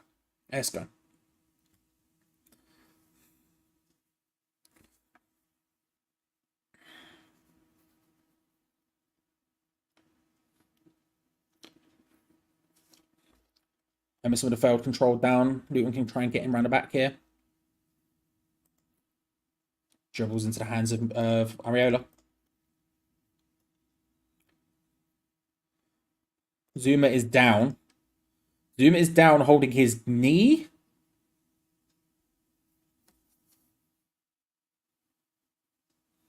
Jonathan, good to see you, sir. Yeah, Zuma reaches across. It's good defending from him. It stops him from being able to do anything. Gets his foot across, but it's awkwardly done. He has to reach across in a really awkward way, and his foot sort of he sort of has that one where his foot hits, and then there's like a judder where because his foot just can't move and his leg can't move in the way he wants. The studs get caught in the ground, and he seems to have. He looks in agony. He does not look comfortable at all right now. They're testing his leg out, but he looks in a lot of pain.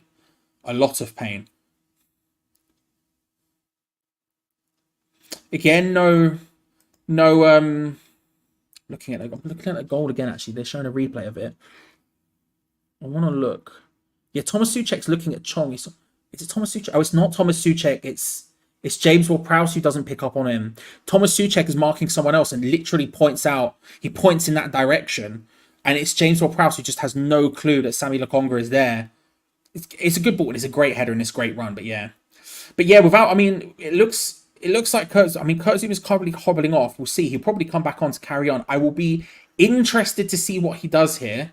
Who's on the bench? I shall show you now, Flynn, my friend. There you go. Fabianski, Cresswell Johnson, Casey, Alvarez, Earthy Cornet, Ings, Mubama. He's sort of jogging along. I would be shocked if he doesn't come back on, but I would be interested to see what he did. If he went to the 5 at the back system and brought on Johnson and Cresswell like we saw previously. Does he just do straight swap with Casey? Does Alvarez come in those positions? There's options there. A poor long kick from Areola. Can't be shocked. But yeah. It's an interesting one. We'll have to see how it plays out. 3 shots apiece so far. The only one on target is the header that's gone in.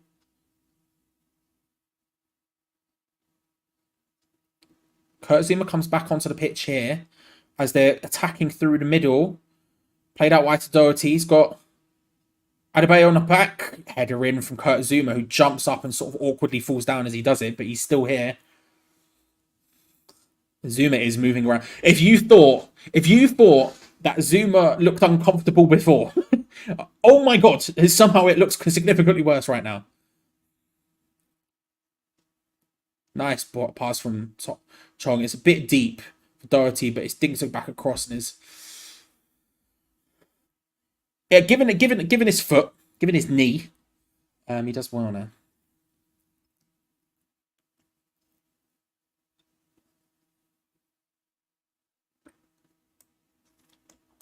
Dean, honestly, if you could put Fabianski's long kicking on a Areola, corner comes in, headed away from Souček, I would be ecstatic. And maybe his mouth as well. Mikel Antonio fights with Chong for it, does well. Heavy touch, heavy touch. He wins a throw in at least, but a heavy touch.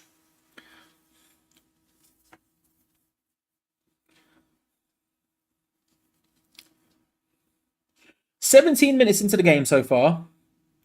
Defensively, I'm terrified.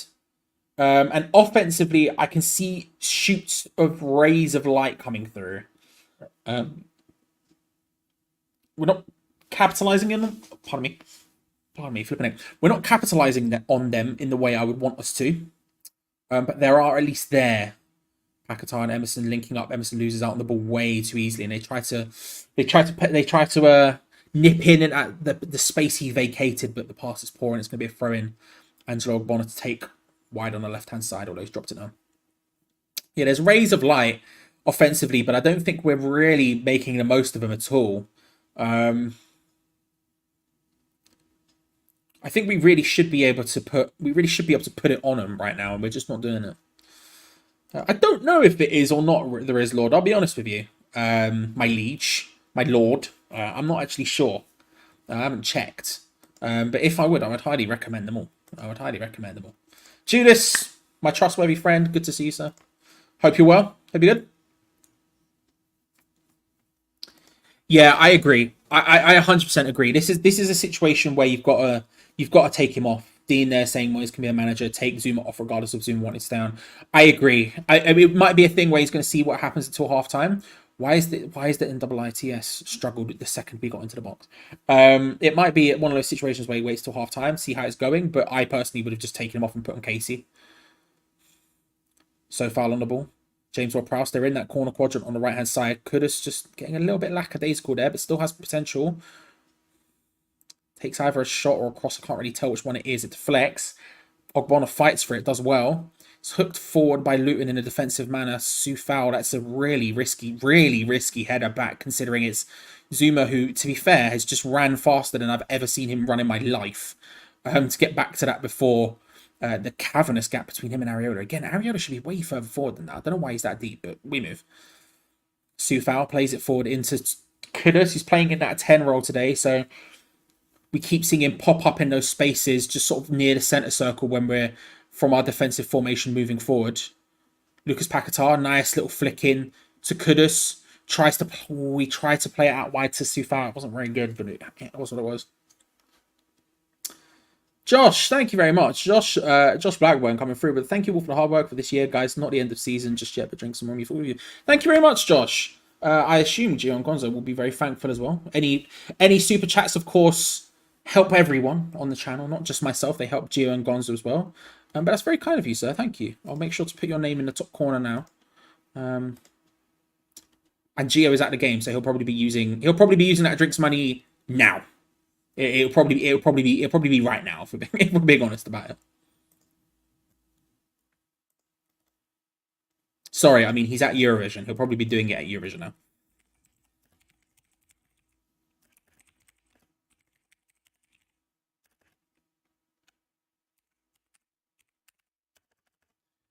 Big ball over the top from big cross from Luton, goes all the way over everyone. Josh, your name up there. Thank you very much, sir. It's very, very kind of you. Very, very kind of you.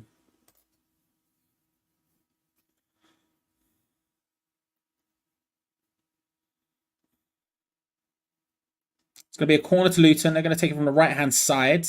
Doherty's going to come across to take it. Think it'll be an outswinger. Big men of Luton come forward. Burke, for example, one of them. Souček and Zuma having a frank conversation. It's actually going to be an in-swinger. Doherty with his left foot. Obviously, he's left-footed. Charlie, come on. Come on.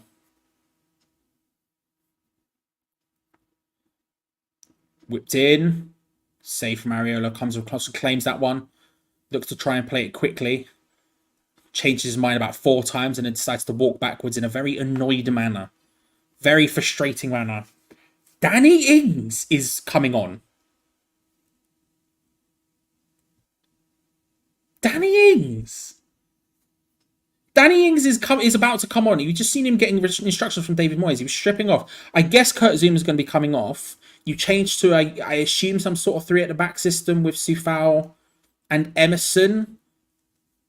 I would assume. And then I don't know who becomes the right and left wing backs. Oh, apparently Mikel Antonio is the one who's going to be coming off. The commentators just said he heard that Mikel Antonio is struggling with injury, so maybe it's Mikel Antonio coming off.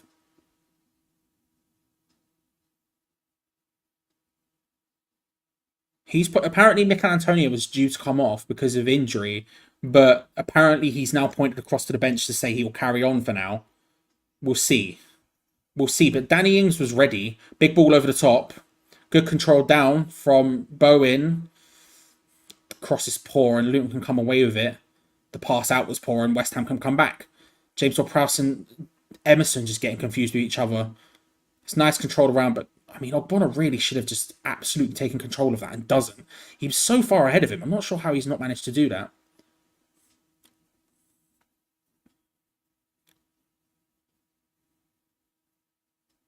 Morris looking to try and cross it in. Can't see anything. This is boring. Yeah, welcome, Bristol. Welcome. Deflects, comes back out. Good little step in there from Lucas Paquetá. Stops it from getting any further forward. Big ball forward for Mikel Antonio, who's up front by himself. Oh, go on, Mikel. Love that from him. He holds it off, and I think it's Minga just tries to just grab him by the shoulder and shake, just sort of pull him out. And Mikel Antonio just pushes him off, and he's like, no, this is mine, while standing still. I'm all kinds for that. Jared Bowen, again, this stream is peeing me off. It's a poor shot in the end from Jared Bowen. Skips about a minute ahead. Good. Ball tries to get played in from the corner. Ping back across. Tell you what, Souček was in there. Goes down. No. I was Jared Bowen. It goes down. No free kick or anything awarded or pen awarded.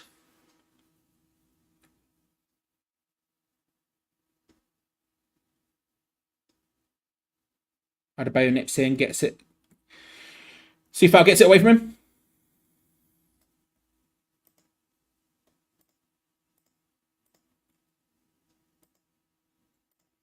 Move that around. Sorry, I'm just moving things around in the background. West Ham passing it around to the back currently.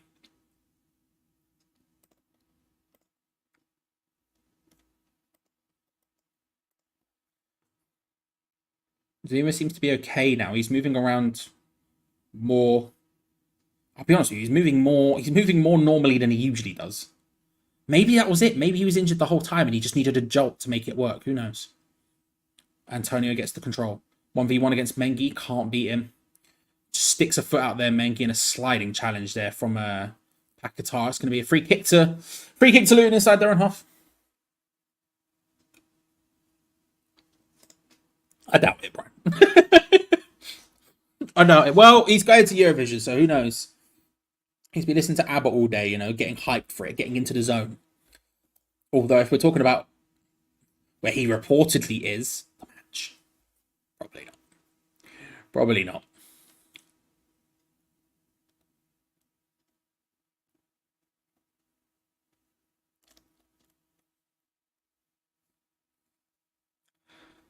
Strongly agree with you, OG. I can't lie to you. That would have been fun, but no, we get dings instead. Big ball forward from the free kick. Emerson loses out, but manages to win the throw-in. I just... When your defence is this bad, it feels like we're overcompensating for it. Mikel Antonio gets wrestled to the ground. No free kick, of course. Ball over the top. Jarrod Bowen looking to try and put pressure under Doherty. He does well to cover and stop that one and then lay it short. I feel like we're overcompensating for it potentially. I don't know. Our defence is so god-awful right now that literally any attack goes forward and it becomes a very, very scary thing to do. Having said that, you look around and you look at how susceptible it feels like they are at the back. Little bit of pressing on their back line, little bit of trying to get the ball away from them when they're passing around to the back. We saw these high turnovers. We can do it. They're not comfortable doing it, and it will force us higher up the pitch. But I don't know whether it's whether it's injuries or scared of just how bad our defense is. That's just stopping us from committing to it in a more significant fashion, and it's just not helping. It's just not helping. You've got an injured Mikel Antonio up front, who apparently is injured. I haven't really noticed anything of his being a big problem today, but apparently, according to the commentators, he's struggling with an injury. And given the fact that that's the case up front, given the fact that he's injured and struggling at that, playing a counter-attacking system where you're just going to punt the ball long at Mikel Antonio, who's basically by himself up front, how's that going to work out? I don't think it is. I don't think it is. And so I feel like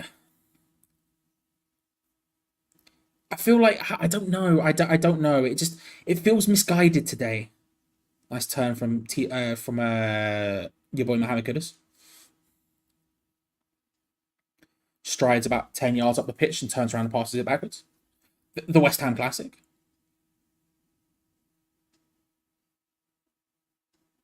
Emerson on the ball, wide on the left-hand side. Finds Paquetá just on the inside. Looks for the ball back to Emerson. This is a nice opportunity. The pullback wasn't bad. It was just a bit too far ahead of Mikel Antonio, who couldn't get around the defender and get there as well. Nice force from Jarrod Bowen there to get the ball back. Soufal back to Bowen, who's going to take a shot. It takes a big deflection. Souček continues with the ball. Kudus plays it out wide. Paquetá looking to play it across. Oh, Jarrod Bowen looking for the header. Can't quite get there. Big shot deflects off Mikel Antonio. And again, we're just lining up the moments here. And one of the Luton players have stayed down. And it's unfortunately going to be a free kick. Again, there, it just looks like we're lining up. In these moments, they look like they're sort of just holding on for dear life. And I feel like if we just if we could just crank that pressure up just that little bit, we'll really start to benefit from it and really start to punish them, because it is there. It's just nowhere near consistent enough. We get these pockets, these moments of 5-10 minutes and 5 minutes max, really, where all of a sudden it comes alive and we have these opportunities and there's people in around the area and it feels like we're just that little bit off, really putting the pressure on and really getting some goals, and then we sort of, I don't want to say allow them back into it, but I don't know whether it's because we're scared of how bad our centre-backs are right now or what, but we do just sort of crumble a little bit, and it's very annoying to watch because there is definitely something there. There is 100% something there. Alan, good to see you, sir. I'm all right. I'm good. I'm good. I'm not dealing well with the. I don't know if I've got a cold or if it's pollen or whatever. Well, I'm not sneezing now, so apparently it might just be pollen. But apart from that and heat, I'm good, bro. Who do you want to win when we play City next weekend? Is it wrong that I care more about them winning the title? Here's the thing. I want anyone to win the title who isn't City ever. So in this instance, I don't want City to win because I don't want them to win the title. But I think most people would agree with you. To be fair, Alan, I think most people would agree with you. Hope you're well, bro. By the way, what's our bench? Ross, I shall show it to you now. Fabianski, Cresswell, Johnson, Casey, Alvarez, Earthy, Cornet, Ings, and Mubama. So it's a relatively strong-ish bench. Lots of youth players on there, but relatively strong-ish for us anyway. Tufal plays it into Kudus. Centrally looks to try and weave it onto his left foot. Shot was sort of going backwards at the time. Looks to try and hook it. It would have been very difficult to get it on target, and it doesn't stay down.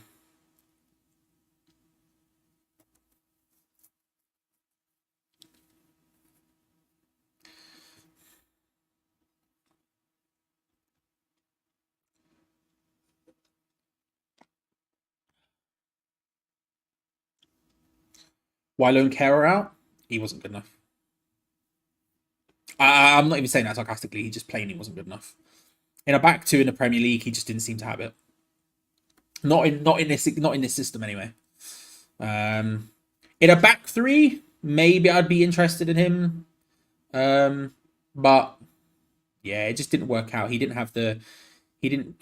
Paquetá is very angry, screaming at everyone right now. Screaming at the ref, screaming at the linesman. He looks furious. Yeah, he just didn't really work out. Sucks, but it happens sometimes. You know what I mean? In my opinion, we did the right thing loading him out. Our centre backs are awful, but I don't think he would have improved the situation if we're being honest. Would I take a loss to allow Luton to stay up? Nah. I mean, here's the thing. Do I want Luton to stay up? Yes, I do. But I want West Ham to win every single game of football we play. Regardless of my feelings in any scenario, I want West Ham to win every game we play. I want Luton to stay up in general, though. I don't know. Is it possible if we beat them? If so, then sorry. I want us to beat them against the Luton fans. But yeah, no, not for me. Paquetá goes down. Free kick to us. It's getting very bitty in the middle right now, which is sort of, if we're being honest, it's only going to help Luton. It's only going to help Luton. Ogbonna takes the free kick. Big hoof up the pitch. Jarrod Bowen. Nice guy. He gets the control, to be fair to him. He was sort of more open. I thought he was going to flop with it, but like could have stood to be that control.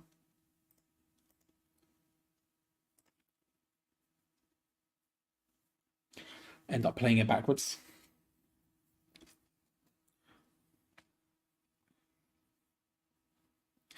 Kehrer never had a fair crack at centre back. I think this is purely my opinion here. I think Kehrer had a fair enough crack at every position, and he was not good enough in any of them. He might be one. He put in some of the worst right back performances I've ever seen at West Ham. And then at centre back, there was just some basic stuff that he kept getting wrong. That for me personally was enough. But I might be being harsh on that. But I might be being harsh on that, and I think maybe it'll be a situation. Listen, here's the thing: cross comes in, headed away, close though. Again, we're knocking on that door. I feel like if we just put the pressure on, we're knocking on that door. Paquetá is a poor pass out to Kudus, who's going to try and nip in there and stop it from going out for a goal kick and can't quite. Yeah, for me, it was enough to say he wasn't good enough. But ultimately, let me put it this way: if Lopetegui looked at it, if Tim Steidten looked at it now and said, we think he suits Lopetegui's system. I don't know. I suspect his move to Monaco will be made permanent, right? But if it isn't, and he goes, yeah, I reckon I can use him, then that's good enough for me. He goes back in the team, and we start again fresh. That's kind of where I'm at. That's where I'm at. But if it was me in charge, or if David Moyes was continuing on past this season, I would very much be in the camp of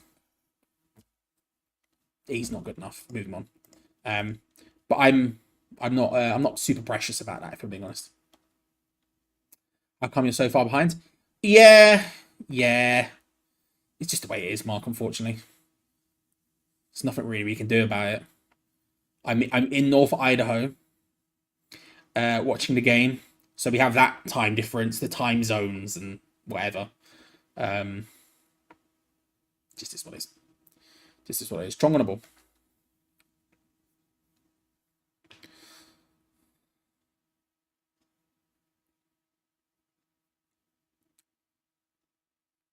By the way, for the people who were here last week, I don't know if you're all here. Probably not. Who knows? I'm going to try and stream tomorrow. I don't know what time. Part of me wants to do it at 3 o'clock in the afternoon. I might try and do it earlier. I don't know. Follow me on Twitter at ATopLad to see when I do it. But I'm going to try and figure it out. I need to set stuff back up. And I'm going to try and stream something tomorrow. It might be Elden Ring. I don't know. But on my channel, ATopLad, I'll be streaming tomorrow at some point. ATopLad on Twitter will be where I'll talk about it. I don't know where. I don't know what. I'll try and figure it out. But it's probably going to be tomorrow at this point.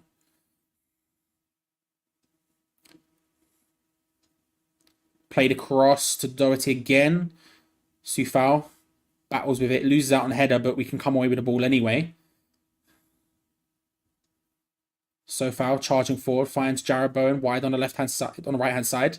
Back to Sofal on the underlap, who loses out on that one. Played forward. Zuma battling with it and just drags him to the floor. Drags him to the floor. That should be, it should and probably could be a yellow card here. No, apparently not. Okay, fair enough. I feel like there's maybe a little bit lucky there, but there we go.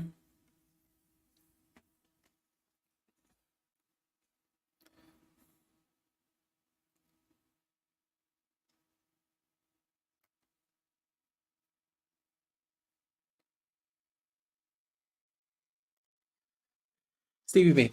Here's the thing. Usually I see these sort of comments and I'm just like, we move, whatever, we can move on with our lives. I don't really need to bring it up. I don't really need to discuss it.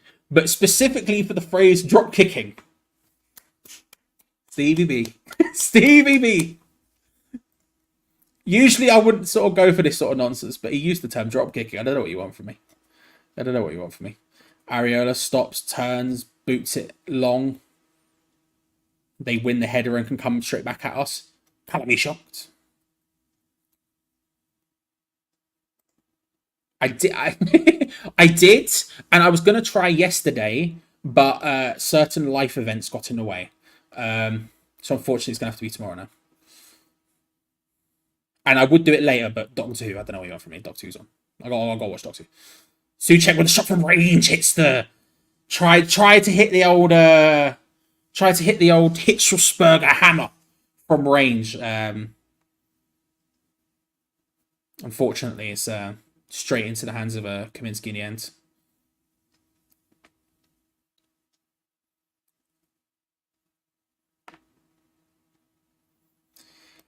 It's an interesting question, Paul. Who are you taking for our next? Barkley's gone down injured again here for Luton. Ball's been kicked out, so he can receive treatment. It's an interesting one, captain situation, because it just can't be Zuma. I didn't want it to be Zuma in the first place. I haven't been particularly impressed by... I feel like we've lacked leadership in that area all season. I used to say I didn't think Declan Rice was that good of a captain. Jesus Christ. Did I not know how bad it could get? Yeah, Luton are going to make a sub. But yeah, I don't know. Because I don't really know who's going to be playing super often. I don't know who's going to be playing often enough for it to be him. Alvarez can lead by example type thing, but the guy's going to get more yellow cards than hot dinners, so I don't know about that. Jared Bowen probably is the guy. Jared Bowen is probably the guy, if we're being honest about it. I don't know, what do you think? Yeah, Jonathan's saying Bowen for captain as well. Barry's saying the same thing. Goalkeeper should be captain, says Debbie. I don't know if we'll be playing a goalkeeper frequently enough. Maybe Areola will just be the guy, maybe. Alvarez made captain by... Yeah, I could see it happening. It's just his yellow cards that scare me. Yeah, there's lots of shouts of Bowen for captain. Clark coming on for Barkley.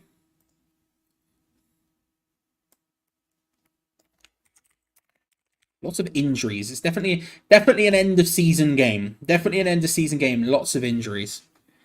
Here's the thing, Ross. Here's the thing. Here's the thing. Here's the thing. Here's the thing. Here's the thing. I personally wouldn't be against this, but I know everyone would hate it. Two, he just won't be playing enough. He just won't be playing enough. If Moyes was staying again, I would probably say that, but he's just not going to play enough under Lopetegui. I don't think. I think on Lopetegui, his role becomes a squad player as opposed to someone who starts every single game. I would suspect, unless Lopetegui does something I'm unexpecting. Not expecting is maybe the way I should have worded that. English language is important, Charlie. But yeah.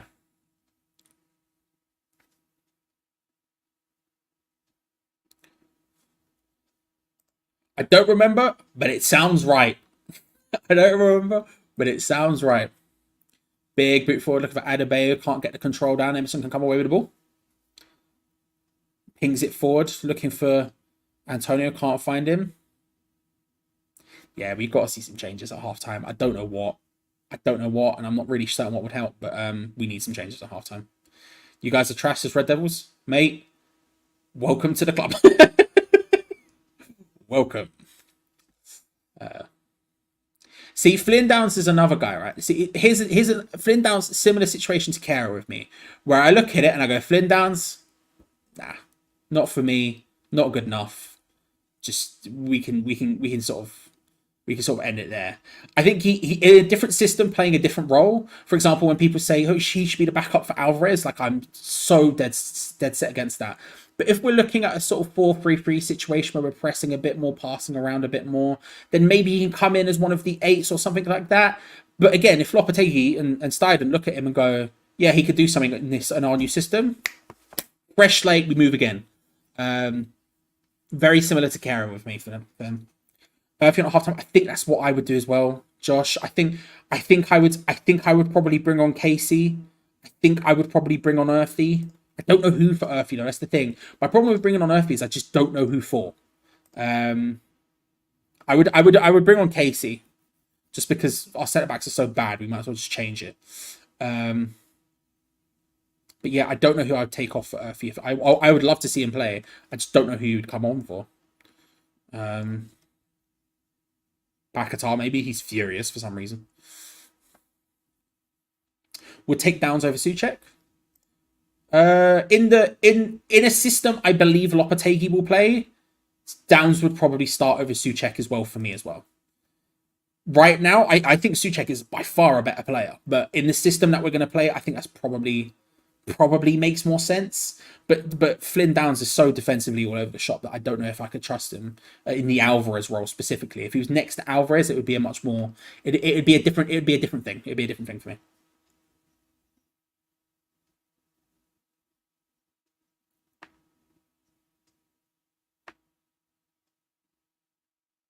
So when you get Downs is totally better.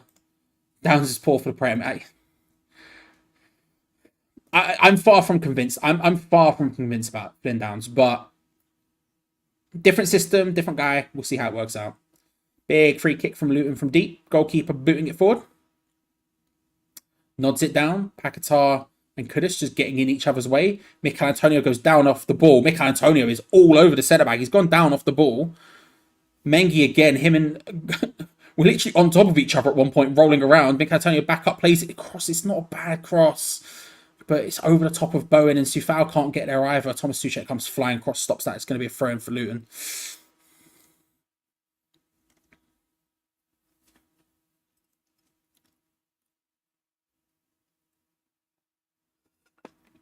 They just showed a replay of it, and I completely missed the beginning of it to see what happened. I don't know if VAR are looking at it. I'm not sure. It wouldn't surprise me if a yellow card came out. Those two are battling. Mengi's been told to basically wrestle with Mikel Antonio every opportunity he gets. He's marking him as much as he could be. I think they're both just going to get a final warning. But yeah, at one point, Mikel Antonio was lying on top of Mengi. Which, you know, vibes.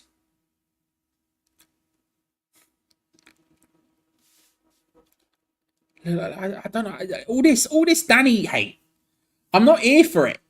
He was here when we won the trophy, you know? I'm not here for it. I'm not here for it. I can't be back in that beef. I can't be back in that beef.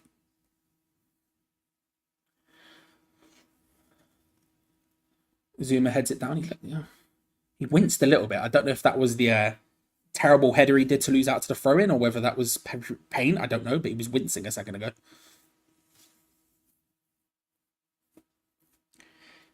Souček calmly passes the ball across to Ogbonna, who's going to want to release that quicker than he does. Back to Emerson.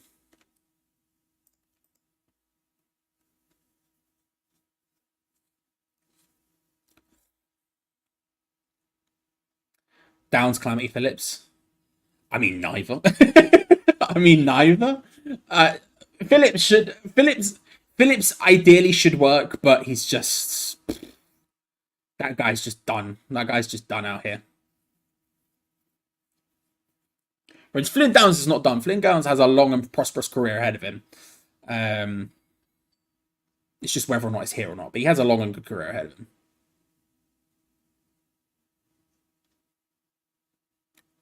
What are we doing here? What are we doing? That was one of the dumbest throw-ins I've ever seen. We retained possession of the ball, but Emerson's holding it in his hand, trying to sort of almost hand it off to Paquetá. For some reason, he sort of confusingly comes across. Then he takes it, throwing it in. I'm just like, what are we doing here? What are we doing here?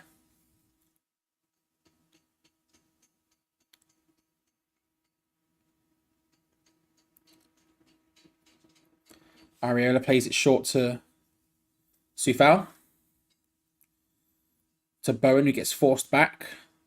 Souček finds James Ward-Prowse into the path of Paquetá, looking for that ball over the top for Emerson, who started his run, but can't quite get there, but he wins it in a free space. Nice little flick pass into the path of Paquetá.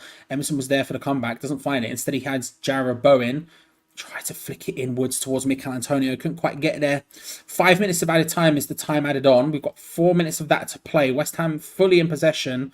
Luton sitting deep. We've struggled to break down teams who sit like this before. Chong gets a header from a crossfield pass. It's going to be a corner. It's going to be a corner.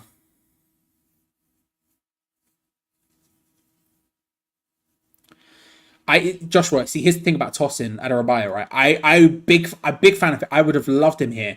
I've read some report that he was asking for over 100k a week.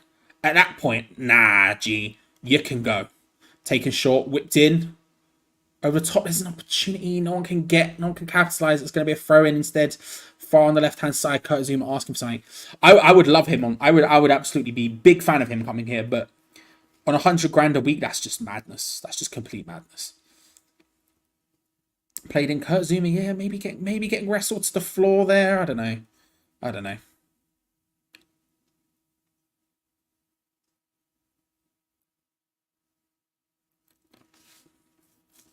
Three more minutes. Mikel Antonio comes across to take the long one. Huge long throw from the left-hand side. It drops almost for Kudus. Couldn't quite find it. It's now going to be a throw-in on the right-hand side. No longer in the corner quadrant, though. You're now talking a little bit deeper than that. Sufal to take. Finds Paquetá in the corner. Looks to try and dribble his way around. Instead, James Ward-Prowse whips it into the box. Headed away, lands as far as Mikel Antonio, just outside the area. He's lining it up. I think it took a deflection, but to be honest with you, it was just quite awful. It looked like it took a deflection. Let's have a look. He rolls it, hits it. No, it was just god-awful. It was just god-awful. Ignore that. It was just god-awful.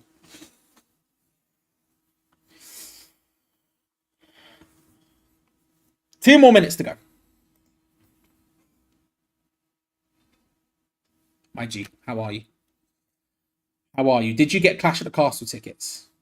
I looked. They were stupidly expensive. I said, nah. It's the kind of forward thinking we need, Dean, you know? I would simply just kick it in the net. No stress. No messing around. You know? Areola with an awful pass. Areola's distribution, vastly overrated. That wasn't even a long kick. That was one of the ones he's meant to be good at, short and on the floor. And it was just god-awful. It was just bad. It's just bad. Emerson comes inwards to Thomas Souček. Wide to Paquetá, looking for the dink ball over the top to Sufal. Poor execution. Sufal can't get there. It's going to be a throw to us.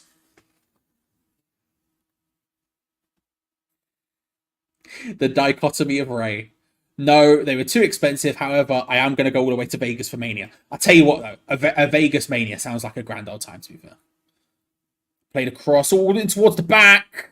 Close. It's going to be a free kick or offside or something. It was close. Kaminsky commit. Comes flying out. Thomas Souček, leg fully raised, trying to get some sort of flick onto it.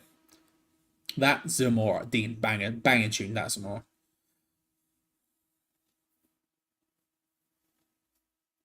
Run the balls in, Rosette. Oof, that clatter. Thomas Souček just being grabbed. I mean, he is just fully being grabbed by, is it Mengi? I'm not sure who it was. Just fully grabbing him. Still. Vegas, baby, it's a big shot. It's a big shot.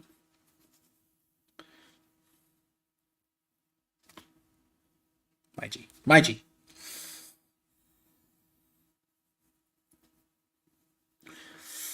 Half-time whistle goes. Booze from the home end. Yeah.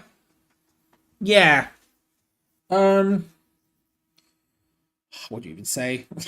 What do you even say after whatever that was?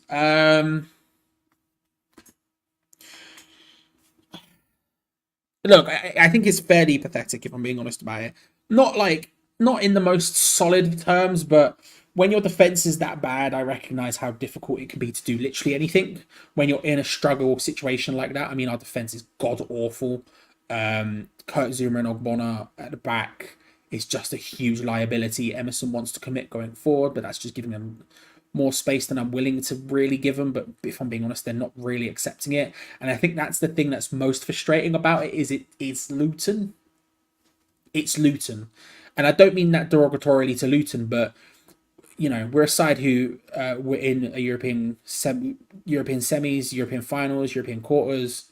This side, when on paper, when you look at the two teams, should be comfortably beating them. And what's even more annoying to me is the fact that you can see how we should be beating them.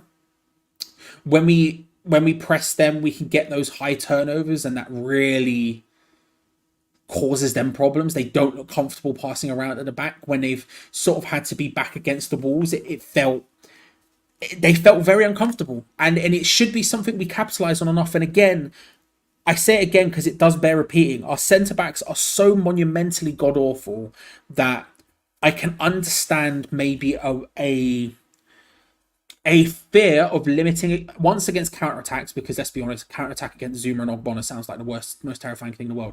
But two, wanting to just like deny any sort of flourish going forward, which would allow them to sort of getting behind us. The problem is you're 1-0 down. You're 1-0 down at home to a team who could potentially be getting relegated, that you can very, very clearly see the way to get in behind them. And we just aren't capitalising that at all. Not even remotely, even close to capitalising enough on it. And we should be. We just should be. And there's no real other way of saying it. It's not acceptable. There needs to be changes at half time. I don't know what changes you do. I think one of them would be, for me, Casey. I'll put the subs bench on, but one of them for me would be Casey. Certainly, I think that would be one, just because our defense is so bad that I don't think there's any harm in that. I would love to see someone like Earthy get on, who can get the ball and start running at them and making it happen. I just don't know who you do that for. My gut would be, I'd be like, listen, why not just take off Bakatar at this point? I don't really care. He's having a sort of middling okay game, but I don't know. I want something. I don't think I'm going to get any. I think at half time we'll come back and see the exact same 11. Mikel Antonio maybe could come off because apparently he was struggling with injury at some point, which makes me think that playing counter-attacking football is even worse for that situation, because we're just isolating him up front and then asking him to do it all when he's in a very physical battle with Mengi, when he's apparently also injured, which seems like a mistake. So maybe Mikel Antonio will come off. We saw Danny Ings was stripped off and ready to come on at some point. I don't know. But yeah, there needs to be changes at half time. I don't know what the hell they'll be, but they do need to be changed at half time. And to be honest, I would take anything at this point. I can't lie to you. I would take literally any change at this point, it feels like. But yeah, if you're new around here, make sure to subscribe. We're the most consistent fan channel when it comes to watch-alongs. At least we have been over the last several years. We've been doing this now, the last 5 seasons or 4 seasons or whatever it has been. And like the video because it helps us out a whole ton, because it means some types in West Ham, Luton. We come up to the top, so if you haven't already, please like the video. And of course, Gonzo will be live at full time with a full match review. So not only do we have the second half to come, but we also have that to come. But yeah, let's talk, people, because Christ, I don't know what to say. Yeah, I think that would definitely be one for me. I think if you're going to bring him on, why would you bring on Danny Ings? Similarly to, like, I understood in Crystal Palace when he made the changes at the back to go to the 5 at the back system. I understood that and I was fine with that. My problem was when he brought on, say, someone like Danny Ings in a straight swap for Mikel Antonio with 2 games left of the season, and it's like, what's the point? Danny Ings is going to be one of the first people we try to get out the door in the summer. Why the hell would we spend our time trying to get him game time when Mubama, the young guy who is more accurately like Mikel Antonio, stylistically, he is a lot closer to Mikel Antonio. Why the hell would we not get him on the pitch as opposed to Danny Ings? I don't know. And when that inevitably happens, it's going to be very, very annoying. It's going to be very, very annoying. The thing is, we can't. This is. I think the second half of that informs the first half. You can't play a high line with Zuma and Ogbonna. Anything but a low block with Zuma and Ogbonna. The problem is our low block has also been crap. It's not necessarily that playing the low block is the problem. The problem is that they've been god-awful and we've been god-awful at it. And when your centre-backs are that bad, Jesus Christ. The Irish sensation, Ricochet, Earthy on for James Ward-Prowse. I wouldn't be against it. I don't know who the hell you would put. I guess you'd bring on Alvarez at the same time, maybe. But then again, you'd maybe have to take someone else off because Earthy next to Zuma sounds like an even worse concoction defensively. And that's not a diss on Earthy, it's just not his game. In the same way that it shouldn't be James Ward-Prowse's game playing DM, but that's where we're at, I guess. Mubama's proved time and time again he ain't ready for this level of football. Don't embarrass the lad. I don't disagree with you, IronX, but what I would say is Danny Ings has proved time and time again that he's not good enough. He doesn't suit the system. It's just not his vibe. So I would rather play someone who suits the vibe and give him game time to grow. I don't necessarily disagree with you. I don't know whether or not he's ready for this level, but I would much rather that than Danny Ings again. Although I can see what you're saying and I don't necessarily disagree with you. Newey saying players, I see his comment quite frequently, right? Players showing what they think of Moyes today. I don't give a crap about what David Moyes. I genuinely, this is my thing, and this has been my thing the last couple of games when we've been absolutely battered and stuff like this. I don't care what your opinion is on David Moyes, and I'm saying this to footballers, as I guess to people as well, but mainly to footballers. I couldn't give less of a crap. If you're not on there giving 100%, and I'm not usually a guy who sits here talking about 100% this and 110% that and all this other sort of stuff. I don't really give a crap. Do you know what I mean? It means nothing to me. You're paid however much money you're paid. Your reputation is on the line just as much as David Moyes is. What the hell are you doing out there? Do it. I'm not fussed on what you think about David Moyes. Paquetá could hate him. I don't think he does. And by the way, I'll be honest with you, I don't think the majority of I don't think any of these players really have a problem with David Moyes, if I'm being perfectly honest with you. Some might have certain problems with him, but I think the vast majority of them probably like David Moyes. But I couldn't give less of a crap. You're paid to do the work. You're up against a team who are probably going to get relegated this season, who have fought their way all the way up from the bottom of the football pyramid all the way to the top.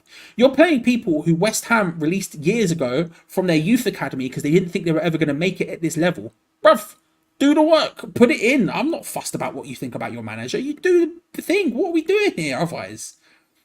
It's ridiculous. But, you know, people are people. End of season. They just want to go home.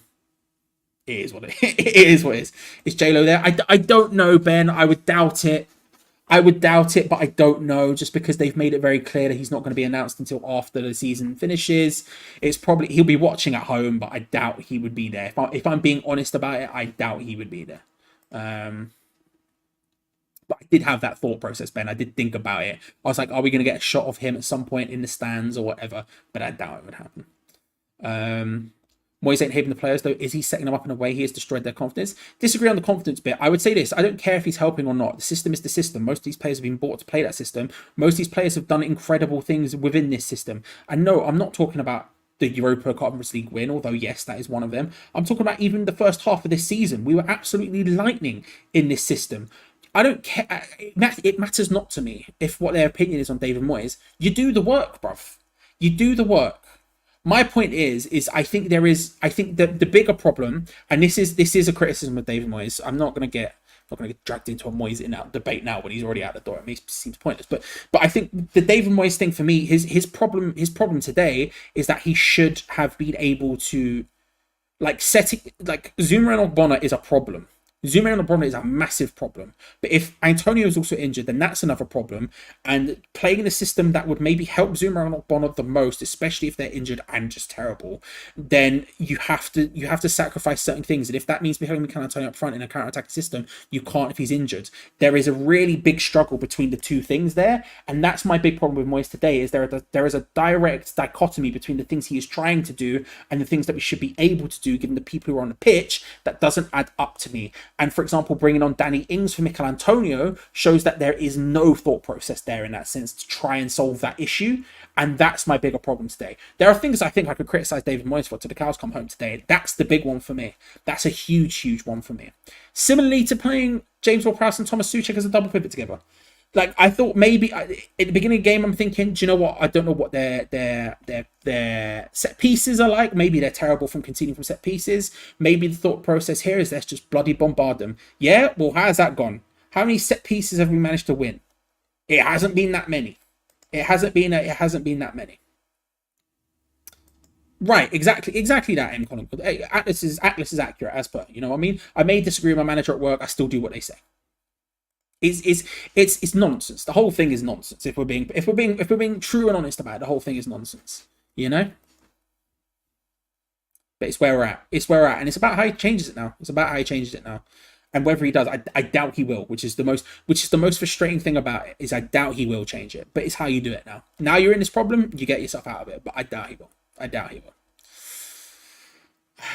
I said there's something very similar, Glenn, on Hamalytics on the on patreon.com/hamchat. I said something very similar on there earlier yesterday about the bar being certain. There being quite a low bar now, so it sort of should help him a little bit. I don't think it will because a lot of people don't like him, but coming in earlier will get used to it and so on and so forth. Someone has already won £25, by the way, on Match Bingo. If you haven't already checked it out, link in the description below. They are our sponsor for today's video. They are a lovely betting app.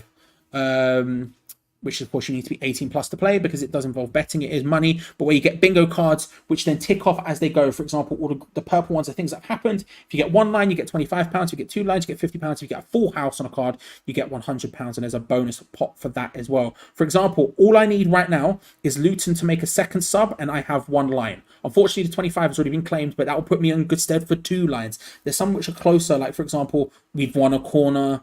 Luton have taken a free kick. That's one of the ones that's been ticked off. One of the ones I need from West Ham, which I don't think is going to happen, is I need a left-footed goal awarded. I need Mohamed Kudus to do some sort of madness. Then we'll be getting closer in. Link is in the description below. Check it out beneath. Match Bingo, thank you very much for the sponsorship. Alex says, I was dubious about Lopetegui, but I like what I hear so far. He's been doing due diligence since January. His backroom team are ready to go. He knows what he wants and has a structure and strategy. Yeah, I think we'll get into it obviously over the summer and probably talk about it a little bit more as we go forward. I'll tell you what, Rob Simpson, I will give you my full and honest opinion during the second half of David Moyes. How about that? Something I've never done properly on the What's Wrong before. I will do that in the second half. How about that? But I think the more I get used to it, the more I'm okay with it. It's not super inspiring, but I think in the video myself and Cal from Analytics United on this channel, the thumbnail says Lopetegui breakdown. If you want to check that out, being a step towards what we eventually want to be as a club, I'm kind of okay with it. It's not inspiring, it's not super exciting, but it is what it is, and I'll take it. I will take it on the route to something else. And if this means Tim Steidten can get a little bit more control, but more importantly for me than that, even than Tim Steidten thing, if it means David Sullivan has less control over footballing matters, then I will take it as a movement towards something else. It's kind of where I'm at. Mateta, Elise, and Paulini and Osama. Joseph O'Reilly not wanting too much there. I would take a lot of those players, Joseph. I doubt it, but I would take it. Watch Coronation Street on his iPad. Listen, if you get paid to do it, you get paid to do it. It's not necessarily a bad thing, is it? It's not necessarily a bad thing. Yeah, but what are you going to do in this scenario? You know, what are you going to do in this scenario? Again, I will give my full and honest opinion during the second half. I won't do it now. But I'll give my full and honest opinion in the second half. How's that for clickbait? How's that for temptation to stay? Yeah. Right, where are we at? Chat is jumping all over the shop. Bring on Casey, Urfi, and Alvarez. Yeah, again, I wouldn't be against it. I do think Alvarez would help. I do think Casey would help. I don't know where I think Urfi would help. I just don't know who he would come on for.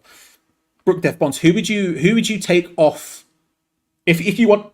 Pardon me. If you want those three to come on, Brook Dev Bonds, who would you take off? I'm interested. And any other subs, people lob them in. Let's see how we feel about it. Yes. I think Eurovision will be more exciting. I agree with you, Westwood Hammer. I've also got Doctor Who layers, and there's a lot of dubs in Charlie's World. It's just not specifically the football, unfortunately. We're looking at the pitch now. Mikel Antonio seems to still be on the pitch, which I'm surprised by. Paquetá off Urfi. Yeah, I think that's what I would do as well. It seems backwards, but I think that's what I would do as well. Just get at them. I'm trying to figure it out now, Rizlord. They're walking back out onto the pitch. I have seen Mikel Antonio, which I'm shocked by a little bit. But I have at least seen Mikel Antonio.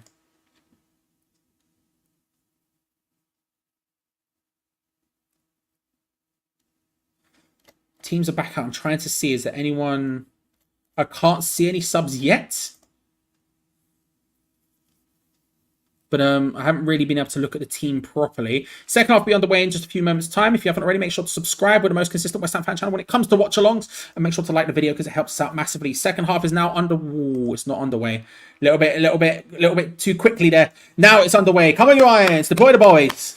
It's time to run two things. Like I say, Mikel Antonio remains on the pitch. Big boot from kickoff, looking to try and get in there quickly. Mohamed Kudus. Foul after it. Yeah, I can't see any subs. Zuma is still on the pitch as well. Jordan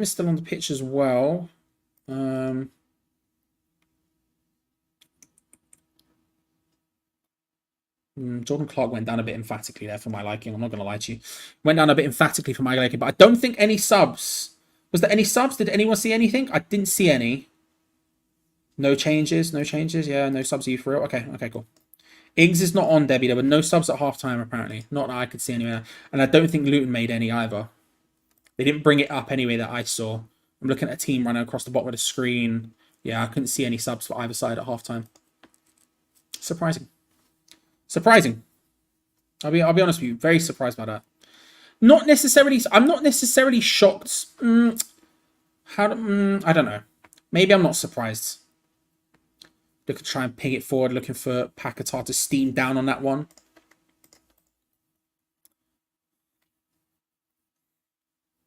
Burt gets control and pings it forward. Trying to see if there's been any sort of movement in players. No, Paquetá. I mean, Kudus is still quite central. Doughty on the ball now. Tries to take on Soufal wide down the right-hand side. Beats him. Dinks it across. Thankfully, Areola comes and claims that one. Play it quicker than this. Nice. There we go. It's a long throw to Mikel Antonio, who just about keeps it in. Jesus Christ. Runs directly into trouble. I mean, he's being to say he's being held there was an understatement. He definitely has the Andy Carroll thing of like, it doesn't matter how big the foul is against him, it will just never happen because apparently he's big and strong. It's ridiculous.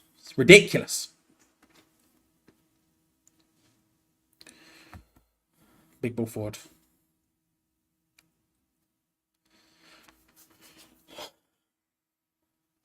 Goes out. Yeah, no changes. System seems exactly the same.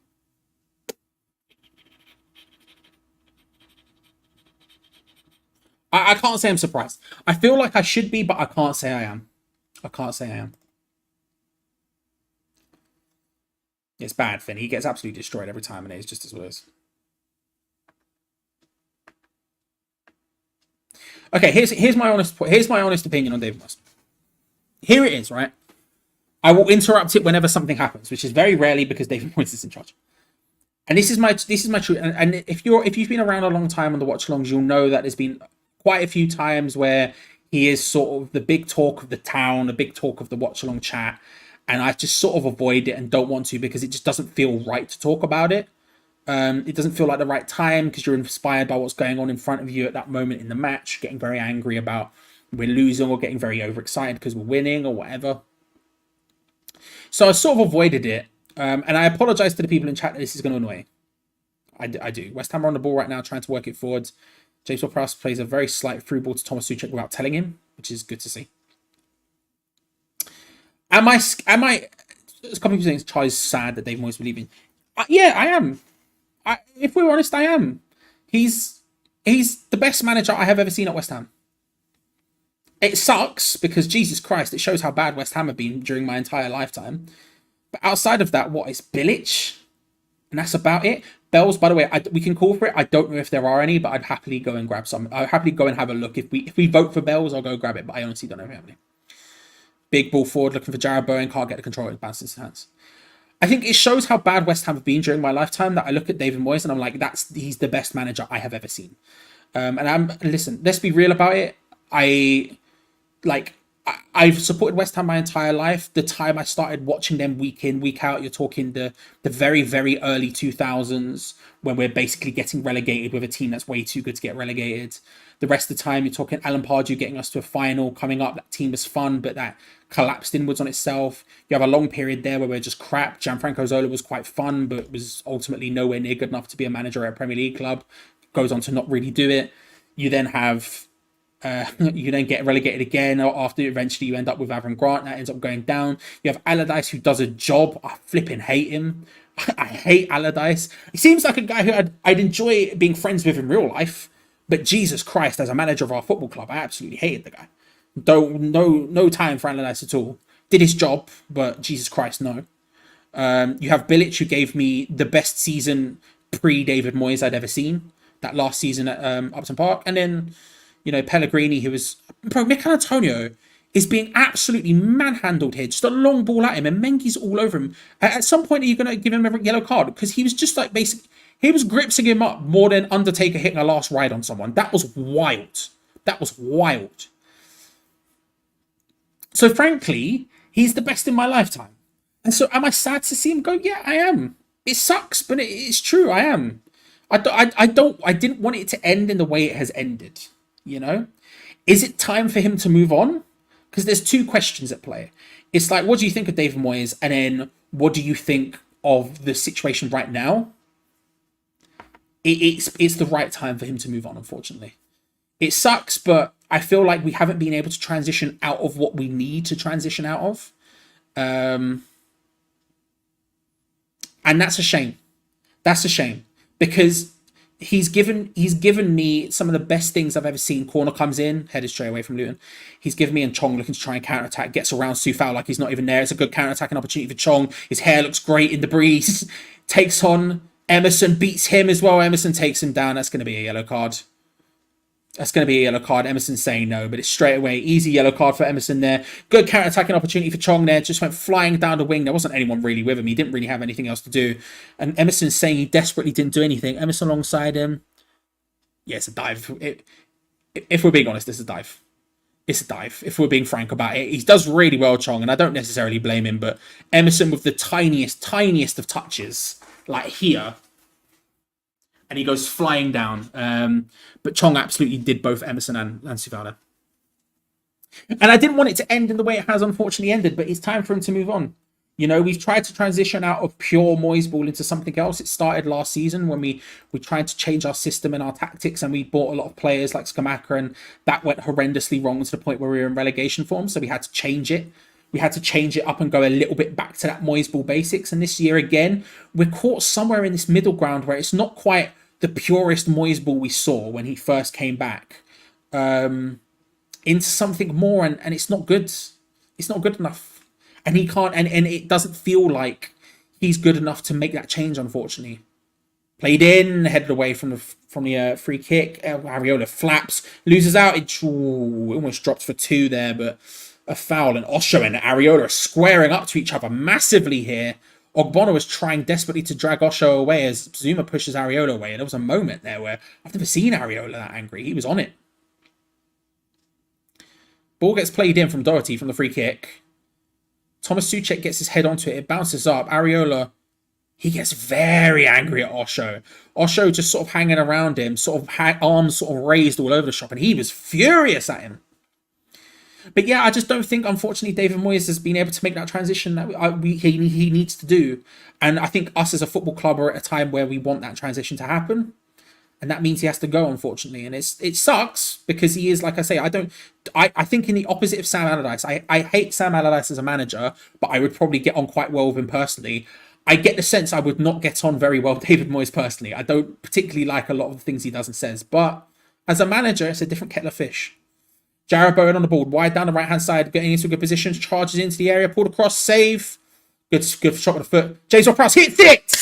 1-1. James Ward-Prowse, really nice finish. He'll never score a free kick, but I tell you what, that was a very nice finish from James Ward-Prowse. Good counter-attack. A very rare good counter-attack from us of late. Just charges forward down the right-hand side. We get the ball to Jarrod Bowen, who takes it down the line. It's pinged across. And I tell you what, it's a good save from the goalkeeper who puts his foot out. But the ball just rolls to James Ward-Prowse just on the edge of the area as he enters it. And he slots it home solidly. 1-1. It's a good finish from James Ward-Prowse. Let's look at it again. Jarrod Bowen collects the ball wide on the right-hand side. Charges it in. Tries to take on his man. Doherty's there, just covering him on the inside. Cuts inside. Cuts back out. Pulls it across. It's a good stop from the goalkeeper, and he's back up. But he can't stop that from... Good finish from James Ward-Prowse. Very, very good. Very, very good from James Ward-Prowse. 1-1. 1-1. That 2-1 prediction still seems plausible. Still seems plausible. Ball over the top, looking for Mikel Antonio, who's charging him down now. Mikel Antonio wins the ball off Mengi as well. Oh, Mengi does well to get his foot in and stop that one from coming out. Stops that one from cutting out. Yeah, I know. There's nothing I can do. There's nothing I can do, Bree. It's just where we're at. It's just where we're at, unfortunately. Sorry about that. If I would be in time, trust me, I'd rather be in time.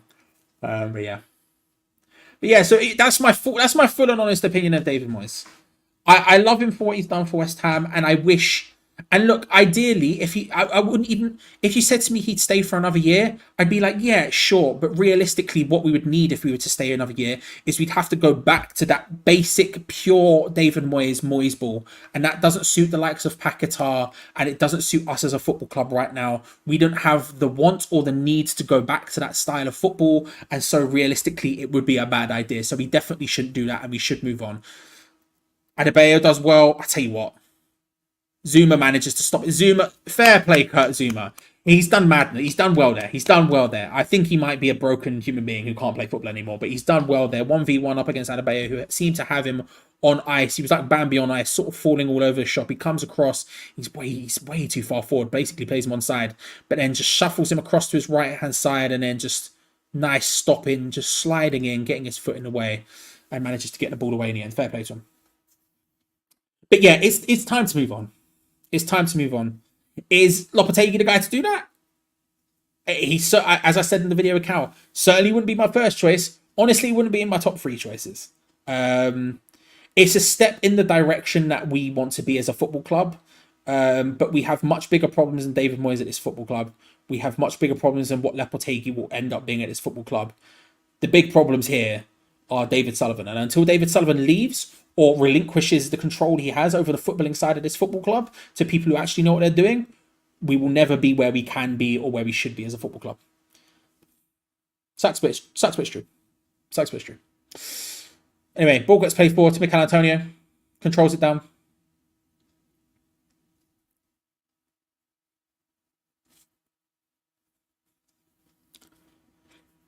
Free kick thrown to us. Do I think Lopetegui's the right guy? No, probably not. I think he's a step in the right direction. I think we will see a lot of. I think it will work for us in certain instances. I think it won't work for us in others. I think he's very similar to David Moyes in his dogmatic approach to certain things. He is a defensive manager just as much as David Moyes is a defensive manager. He just does it in a very different style. If he can come in and sort out our defense while making us more forward pressing, like pressing from the front and sort of stuff like that, then eventually we can push on when we get the next guy. He's a nice transition guy, but Jesus Christ, it's not the one for me.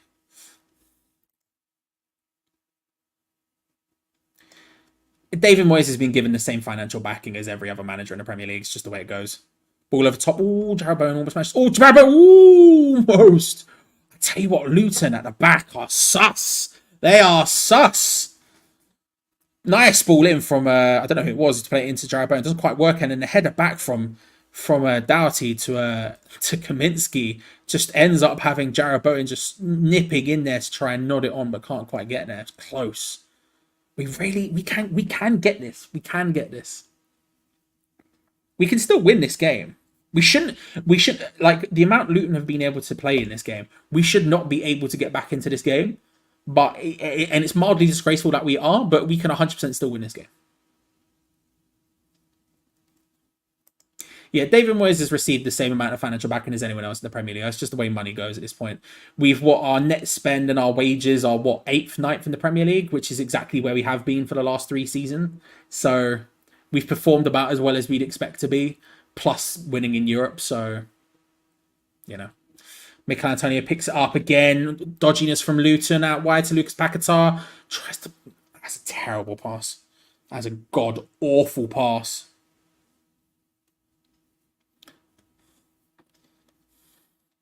Fans seem a lot more up for it in the second half.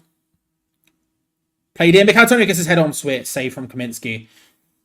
And so did the players. We're definitely better in the second half than we were in the first. Not that it can be very difficult if we're being honest about it.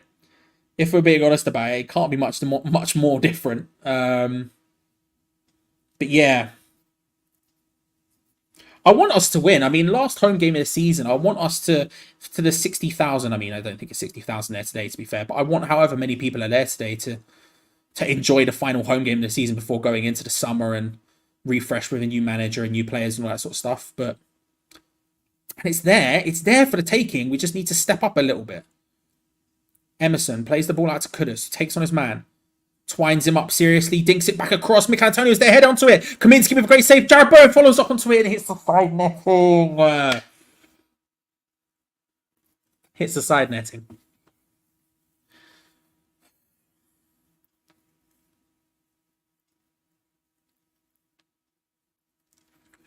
Kudus does really well, dinks it across. Mikel Antonio header. Kaminsky comes flying across, gets it, and Jarrod Bowen just can't quite drag it across the line. Close.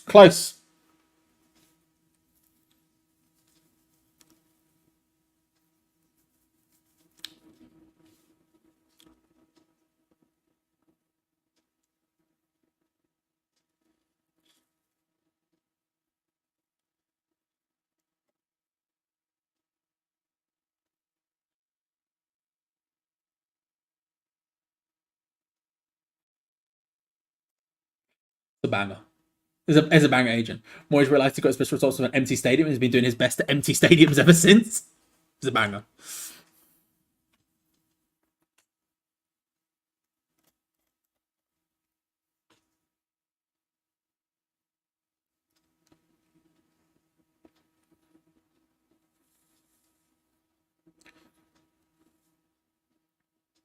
Where does Pizza Hut rank in the pantheon of pizza makers? It's a great shout. Richard. Most people would put them quite low, but I'm partial to a Pizza Hut. I'll be honest with you. I love a Pizza Hut. Down the line for Chong. Looks to try and dink it across. Clinton Morris is there. Can't get his head onto it.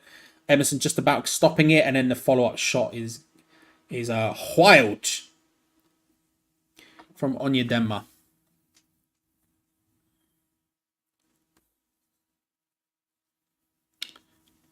I tell you what, if Luton go down, Chong is getting back into the Premier League. Chong has been really good today.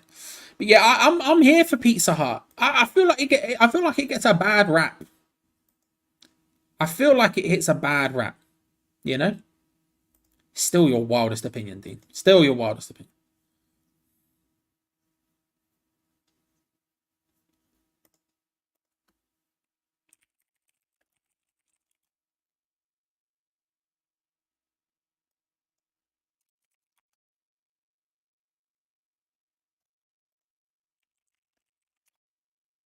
All over the ball. Nice ball over the top. Sorry, towards James Pratt. Sorry, towards... Oh, Sue Fowler plays it in! Way over from Emerson. Way over from Emerson. I got every single name wrong there. I got every single name wrong there.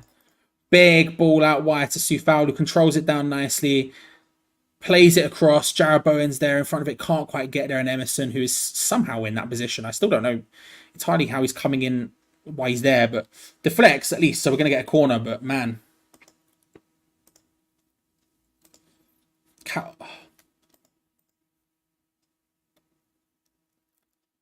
Did I call him Clinton Morrison? Did I call him Clinton Morrison? Carlton Morris, apologies. I don't know where that's come from. Maybe I'm thinking about shopping. Played forward, nod back towards the box. Kudus was trying to farm his way in there. Gonna be another corner. Another corner. Favorite pizza? Boring, but you can't be a margarita. You can. No, here's the truth. Margarita with sweet corn on it. That's the best pizza, in my opinion. Here's the problem. Here's the problem, Atlas. Is I will 100% whipped in. Zuma gets his head onto it. Can't make it happen. Here's the thing. I will just say all pizza is good. I'm just happy with pizza.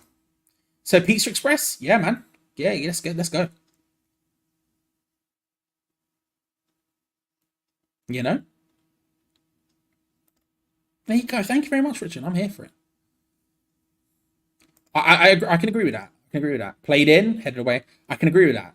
But you offer me a pizza up now? I take it gladly. Chong goes down, no free kick. Whipped in again from James Ward-Prowse. People still in there. Can't make it happen. Shot from Ridge. It's 2-1. And it's Thomas Souček with an absolute belter of a left foot volley from just outside the area. Thomas Souček. I did not know he had it in him. What an absolute belter from the Czech international. Slams it with his left foot into the bottom corner. It's one of those ones where he just seems to strike it and it ends up in. Love that.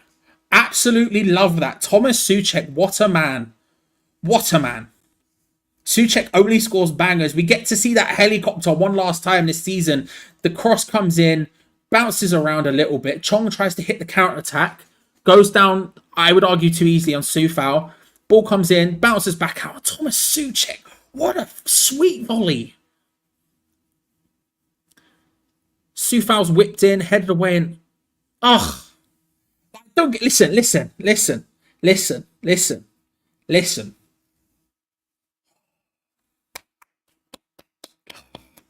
2-1, Thomas Souček. Hell yeah. Yes. Listen, it might be his last hurrah as well in his last two games. His role will be significantly diminished, I suspect, last season. Why not hit that helicopter one last time? West Ham 2, Luton Town 1. We've been talking about it. We should have the entire time been doing this. We should have been doing this the entire time.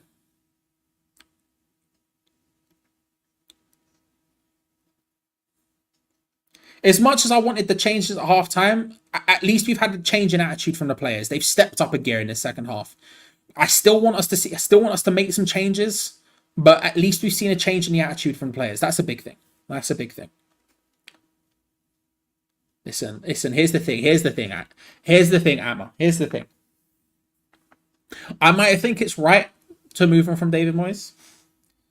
I might even think stylistically it's probably right to move on from Thomas Souček, but I don't think emotionally I'm ready for losing Thomas Souček. Oh, Flappy Areola comes out, drops the ball, and somehow that's a foul against him. I don't really understand how that's managed to be a foul. It just looked poor. Ball gets whipped in from the right-hand side, comes up. Areola should collect it. Adebayo underneath it. Oh, he pushes Kurt Zouma. He pushes Kurt Zouma to be fun. Yeah, it might even be stylistically the right time to move on from Thomas Souček when we get a new manager. But I'm not emotionally ready for that yet. I can't lie. Come on, Tom. Love that guy.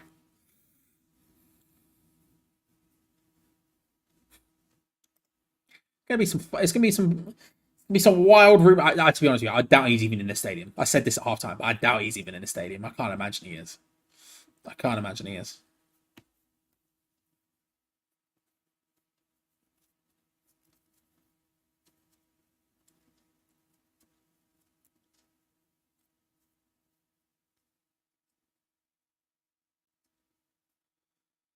So foul finds Suchek.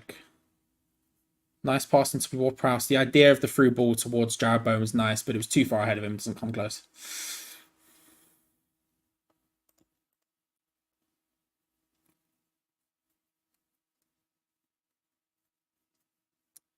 I don't know. I didn't hear. There were boos at half-time, but I didn't hear the start. I would hope they would. I doubt they would, but I would hope they would.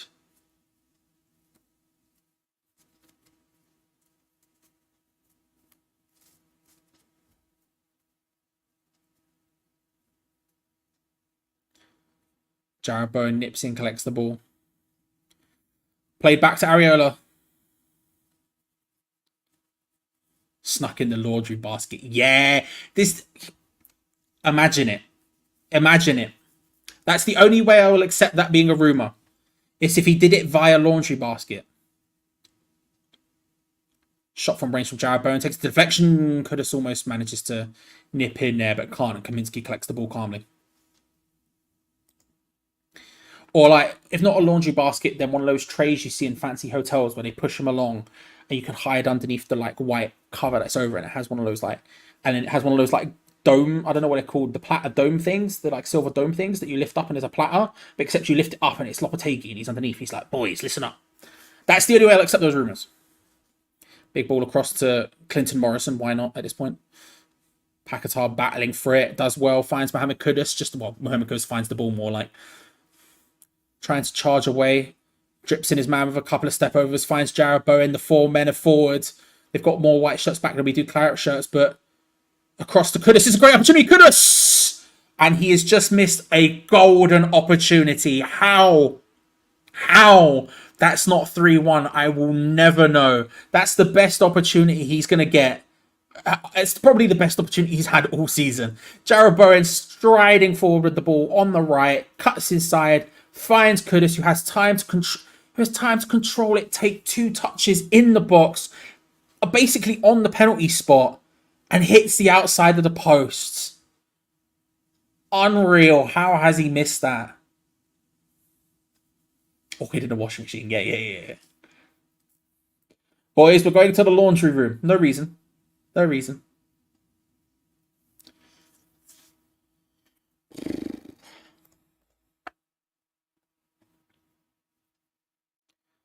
Paquetá fighting for it. Wins a free kick. We'll take.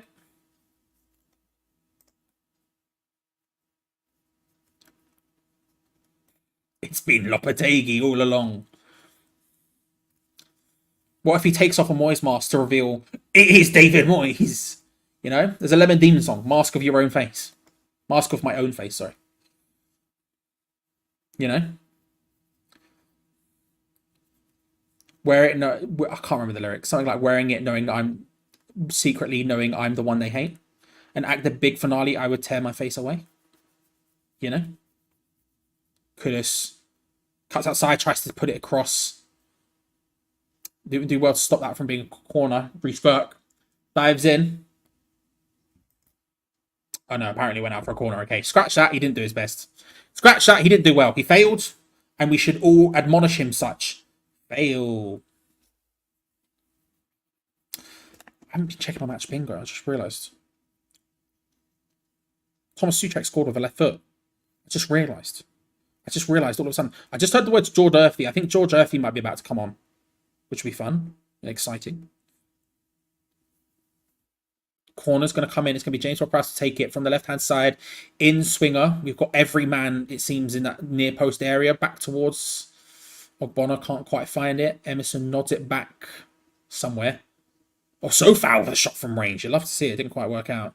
Congratulations to whoever's won. It's £50. Someone's won £50 on match bingo. If you're in the chat, congratulations. So we got a £50 and a £25 winner. I am disgracefully close on so many lines. First substitute made. Well, that's never going to happen. Second sub from Luton, which is about to happen. So that line will be done. Then what do I need? I need goals. I need yellow cards. I need a third substitute from Luton. I'm close on so many. You can see at the top, when you buy multiple cards, you can see like all of them at the top along here. You can see how close I am on a bunch of them. But yeah, congratulations to Addy if you're in the chat. Sub from Luton. No idea who it was or for who. It's happened. Like it, Face Off style. Yeah. Although, to be fair, have not seen Face Off. Want to see Face Off. Speak to my girlfriend frequently about watching Face Off. I've never actually watched Face Off.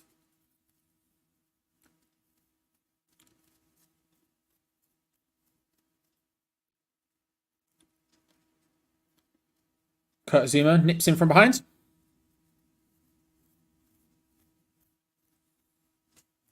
Who would be Nick Cage out of Loppy and David? I feel like Lopetegui's got the Nick Cage in him, you know? I feel like he's got to be. I don't know. I don't see David, like, could I see David Moyes playing the main character in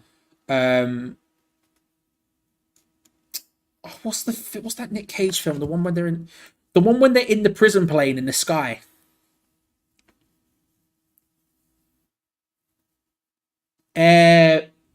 Prisoner. Air Cage. What was it called?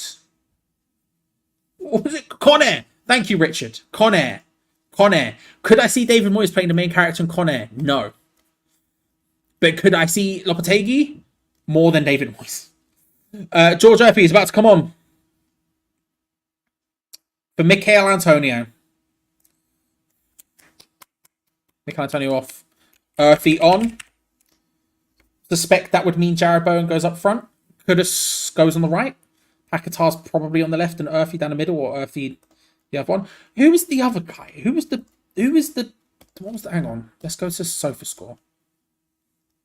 Who was the other one? Who was the other sub? It was Odd Benny who came on. That's what I missed. Who for?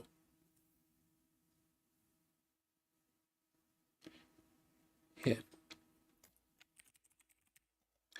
There we go. Good to see George Earthy getting the game time. Actually happened. Didn't think it was going to, but it did. What a time to be alive. I trust. I've got nothing but trust, Dean. Nothing but trust. I would be big into watching Face Off, and I do love Con Air. Con Air's a banger. Con Air is a banger. Like, what a film. From start to finish, it's just insane. It just gets more and more insane. The bit at the end, unreal. Good dribbling from Vladimir Soufal. Did not know he had it in him, taking it past people. Vladimir Soufal getting his Brazilian on at the end of this. That sounds wrong. Kudus cuts inside. Cuts back outside, looking to pull it back across. It's in! It's George Earthy! George Earthy gets the goal. It's 3-1. What guy? What a guy. And he looks hyped as all hell. What a moment. George Earthy gets the goal. Hell yes. Vladimir Soufal getting his Brazilian on, taking it past people, dribbling it up like prime flipping, I don't even know. George Earthy pulling off the Kudus celebration with Kurt Zuma taking a fake photo. Let's go. George Earthy. Hell yeah.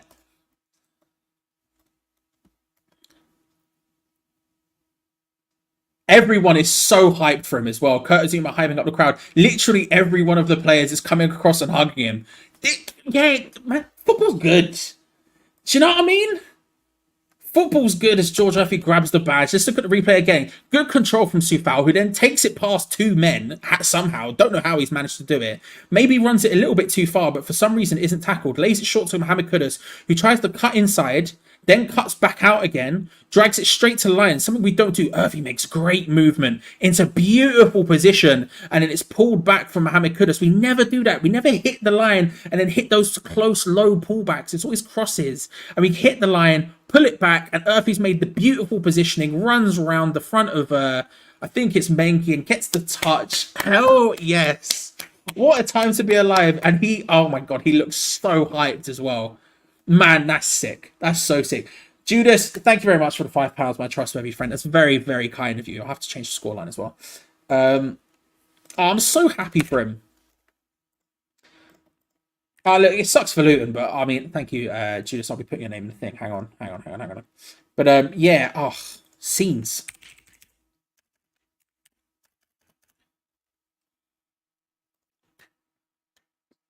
"55 seconds George Earthy was on. 55 seconds and he scores.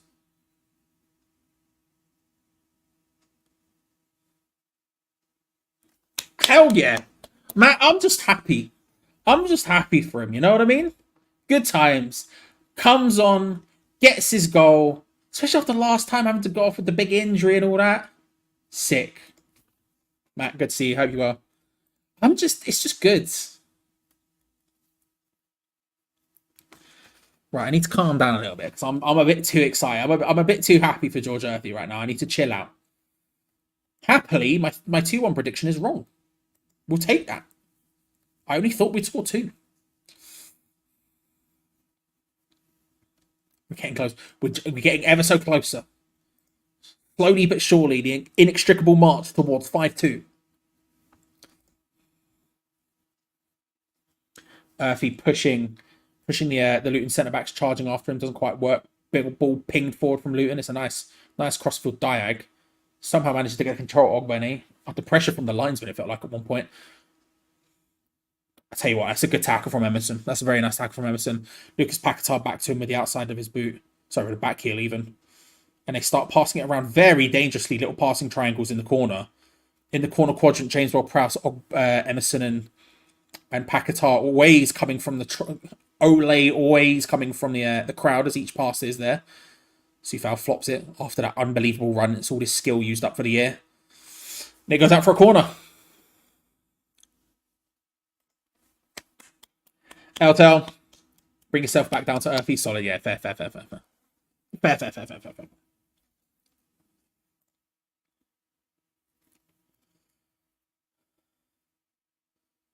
And I'm low-key glad we're going to win. Final home game of the season. Let people go home happy. Final game for Moyes at home. I'm glad. Things can end a bit more positively before next week when we absolutely get destroyed by Manchester City. He did well to take it past his man, and he's been absolutely manhandled, and we win a free kick for it from Lokonga.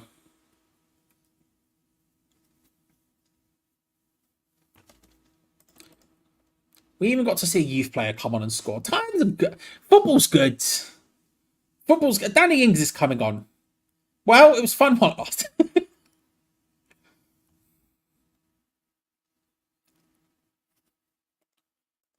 You never know. He might score a 4th. He might get a 4th goal.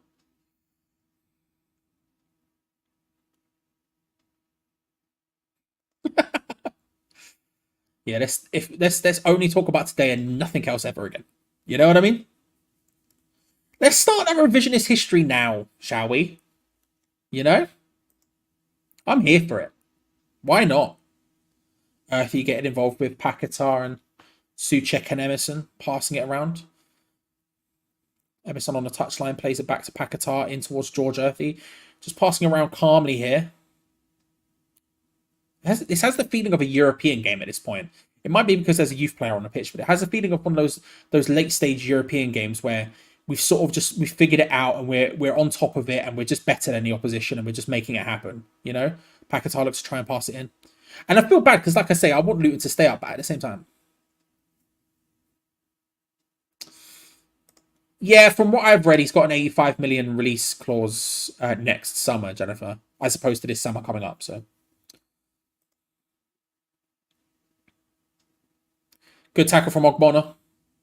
Or is it next January? No, it's not this window. I think it's next summer, yeah. For 85 million. Same as Paquetá, who's obviously already got one in place.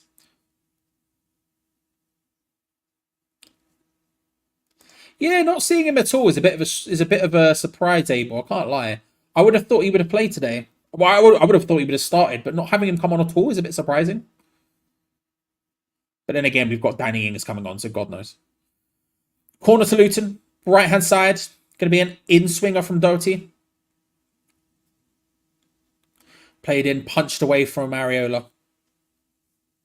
There you go, yeah. 85 mil release plus 2025. So does that mean, does it start in January, Dean? Or does it start in the summer 25?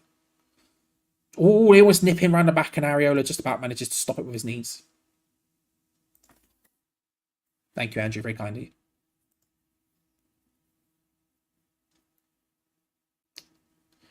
I see no evidence it's going to be a yellow card for whoever it was. I'm not sure. I see no evidence that Moyes doesn't like Alvarez. I'll be honest with you. Morris is the one who picks it up for just dragging Kudus back. Yeah, I'll be honest. I see no evidence. Not that it matters anymore. Cresswell's going to be coming on as well, alongside Danny Ings. Not that it matters at this point that he's literally leaving. David Moyes is gone. We're just like crossing the T's and dotting the I's essentially. But I see no evidence. Paquetá, the first one to come off for Danny Ings, alongside Emerson. So Emerson for Cresswell will be straight swap. And then you would suspect Earthy would move into a deeper role, or sort of take up that 10 position probably with Danny Ings up front. Is what I would suspect. Could be Aaron Cresswell's last home game as well. Who knows? An injection of Ings. The only thing to liven up this game. Daniel Ings. Here he comes. Big ball looking for Clinton Morrison. Doesn't work out. It's going to be a throw into West Ham. In the right corner quadrant for us, defensively. Well, they're going to make 2 subs as well. It's all go. It's all go on the touchline. We're going to get 2 more subs from Luton still. Is Paquetá going to City? You would imagine so, Jimmy. Although, to be honest with you, if they've looked at his play over the last month and a half, they might have second thoughts. You would think it probably would happen, but they also bought someone last summer when, instead of buying Paquetá, they ended up buying... what's his face? So I'm not. Let me put it this way: I'm not 100% convinced. I would think it would happen, but I couldn't say for certain it was about to happen. Earthy plays it out wide to Kudus. Sufal picks up the ball. Back to Kudus. Earthy's looking for it again. Short to James Ward-Prowse. Just calmly passing it around now. Nice back heel from Kudus into Danny Ings. Looks to try and spin. Little Cruyff turn. Back to Kudus, who spreads the ball across to Aaron Cresswell. His first touch of the game. Nice control as well. Plays it inwards towards Danny Ings, who's lively. Back. Ooh, a little 1-2 almost worked out. We're going to win a corner from it. It's a nice play, to be fair. It's a nice play. You got your match. I did get my match. HDU, you're correct. I keep forgetting. Gio's won. Gonzo's won. Loads of people in the live chat won. Why haven't I won? Oh, I've got 2 lines completed, but in separate cards. I'm so annoyed. I've got a line complete on this one. I got a line complete on this one. So close on a bunch of them. Played in from the corner, headed away. So close on a bunch of them. Fuming. That was the one. Thank you, Richard. It was Nunes. It was Nunes. Thank you. So Reece Burke's going to be coming off. Former Hammer. Former West Ham Youth Academy guy. And Corley Rudro coming on. The former Fulham youth player. As well as Berry coming on for Doherty.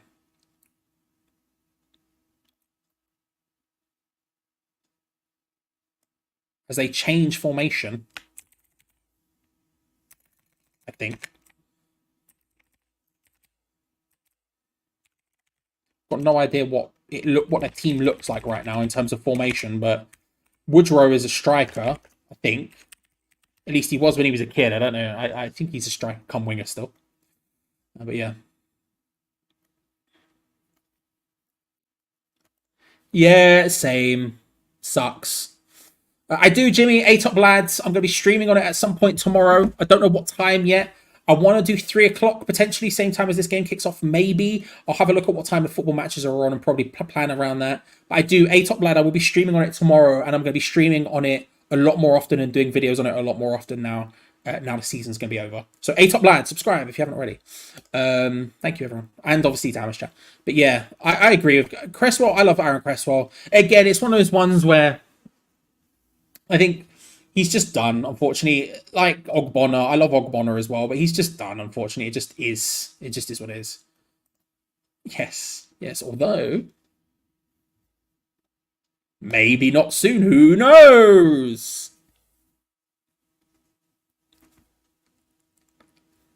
I mean, maybe just even my girlfriend was like, Charlie, you should just stream Elden Ring. So You know, I just have to set it up because I haven't got any streaming stuff set up at the moment because I'm an idiot. So, but yes, tomorrow at some point, guaranteed. Just don't know what time.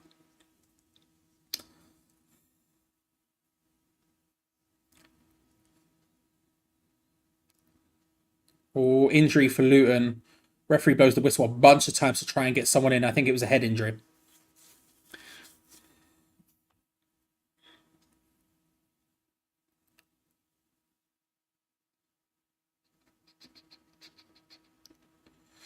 Yeah, Luton player down, not good because the referee called instantaneously. Stream No Man's Sky. Maybe I do want to play No Man's Sky again. I know I said this the other week, but I do want to get back into playing No Man's Sky. See what's going on there. You know, they've cut across to the director's box to look as they treat the Luton player, and let's be real, there's no lot to take it out. I couldn't see him anyway. Congratulations to whoever's just won the £100 on Match Bingo. Someone has just done that. Congratulations. I'm, again, annoyingly close to a full house. All I would need is Luton to hit the woodwork and not to score and a goal in 3 minutes. I don't think that was going to work. But I'm dangerously close to several full houses, and I don't think it's going to work. The Man City one's going to be the last time I get the opportunity to do it. Medieval Dynasty. I'll have a look. Have you seen... What's that game that came out? Manor Lords. Manor Lords seems like something I would be into as well. I can't lie.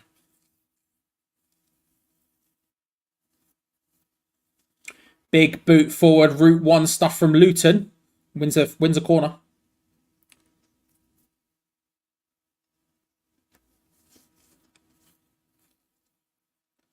Seven years unbeaten in our final home game of the season. Is that true, Robert? I did not know that. Is that true? That's crazy.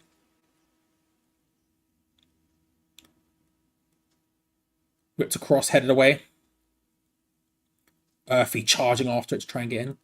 Yeah, city building thing. I like city builders, to be fair. I love city skylines and stuff, but like, I hear a lot of good things about Manor Lords.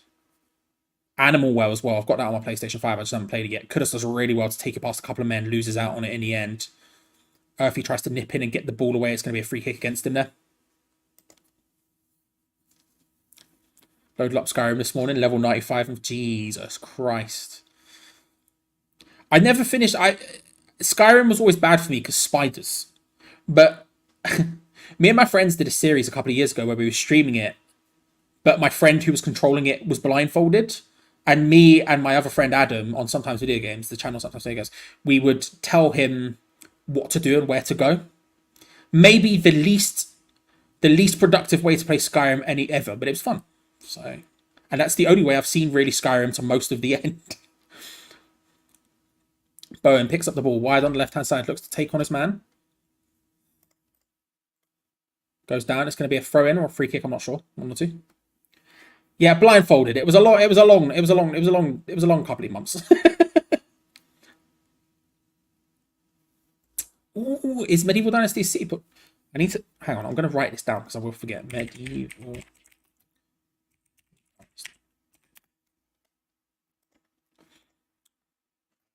You would hate Skyrim VR then? Yes. Although I have played Skyrim VR, just didn't go anywhere near places where spiders are.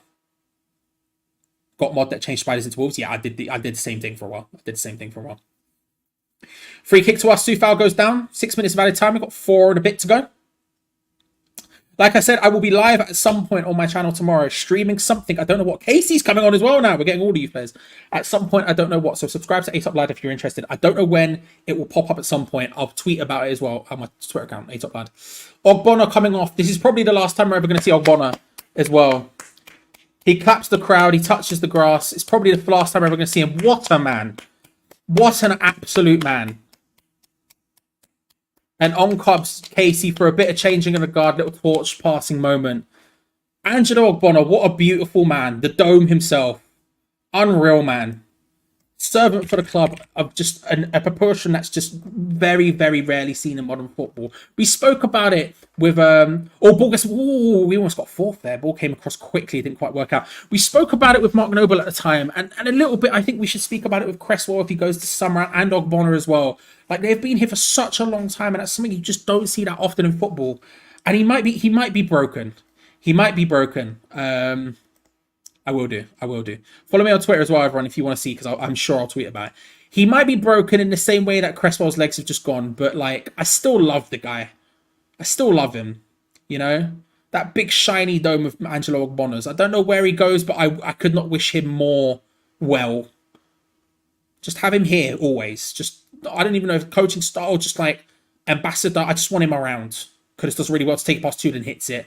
Doesn't quite work out. Gets caught by the goalkeeper. It does have a big end of feeling, sort of like fun vibe now. Earthy scoring, youth players coming on, us being in complete control.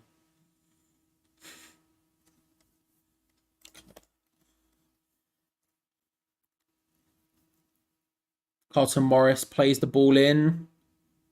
All the control down has almost managed to happen from Adebayo. Ball bounces around a little bit. Ends up coming away. Thankfully, Aaron Cresswell comes and... Oh, no, it's George Earthy. He comes across and collects it. Tries to play it forward for Danny Ings. Doesn't work out. They still have possession of the ball here. Ogbene on the ball. Mustard on the beat. Oh. Plays it out. Plays it back in centrally towards Lokonga. Back to Chong. He's had a good game. Morris once more. Looking to try and take on Soufal, who does well to get his foot in there. Good defending. Good defending. Yeah, exactly that, Finn. Like, don't worry, get me wrong. Next weekend, gonna be horrendous. We're gonna get absolutely destroyed. It's gonna be horrendous. But it's nice to have this nice fun time before that, you know. We can all have a little bit of fun, clap Ogbonna, you know. Exactly that, John. Johnny coming through strong. Ball gets played in. All the top of everyone. Cheers. This I could not word it better myself. Cheers, Angelo. Now put up however many feet you have left. Thanks for the memories. Exactly that. Exactly that. What a guy.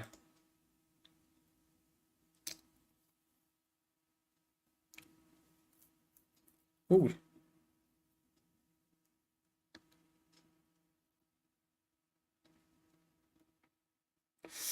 Cresswell for the throw.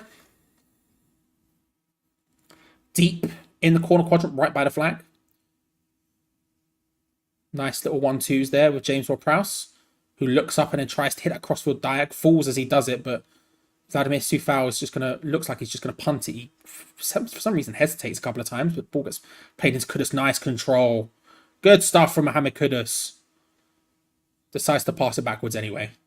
Nice little touch to do it. 30 seconds left of the game. Remember, Gonzo will be live with a full match review after this. And one last time, I'm just going to, thank you to Ogbonna, potentially Cresswell. Thank you to David Moyes. I don't know, people hate that, but shout out David Moyes, big up, European Cup winner and all that. We'll get to say it one more time after the next game, but it's just nice. It's just a nice end for today. Seeing Ogbonna, like, clap off, being clapped off, and, like, how happy he seemed. Oh, Jared Bowen's there. Why is it clicked now? Oh, it didn't work out. Why did it do it in that moment? And seeing George Earthy score, it just ends up being way nicer than it could have been. It could have gone so wrong, and for a while there, that first half, it really bloody did. And there it is, full-time whistle. West Ham 1, Luton 3.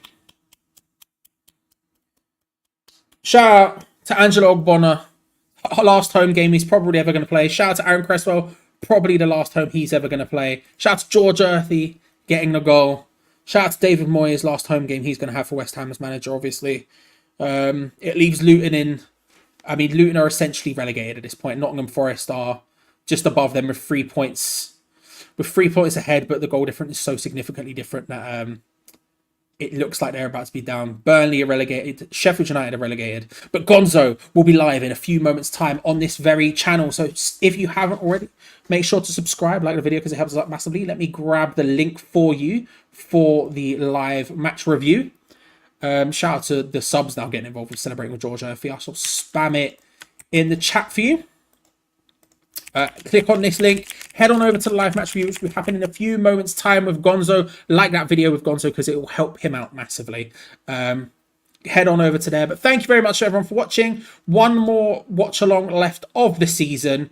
One last thank you to my trustworthy friend Judas, to Josh Blackburn. I think it was your first super chat as well, Josh. So thank you very much for that. Massively appreciate you both. Head on over to the match review with Gonzo. Get involved. Have a big conversation. And yeah, appreciate you. Speak to you later. Bye, everyone. Bye.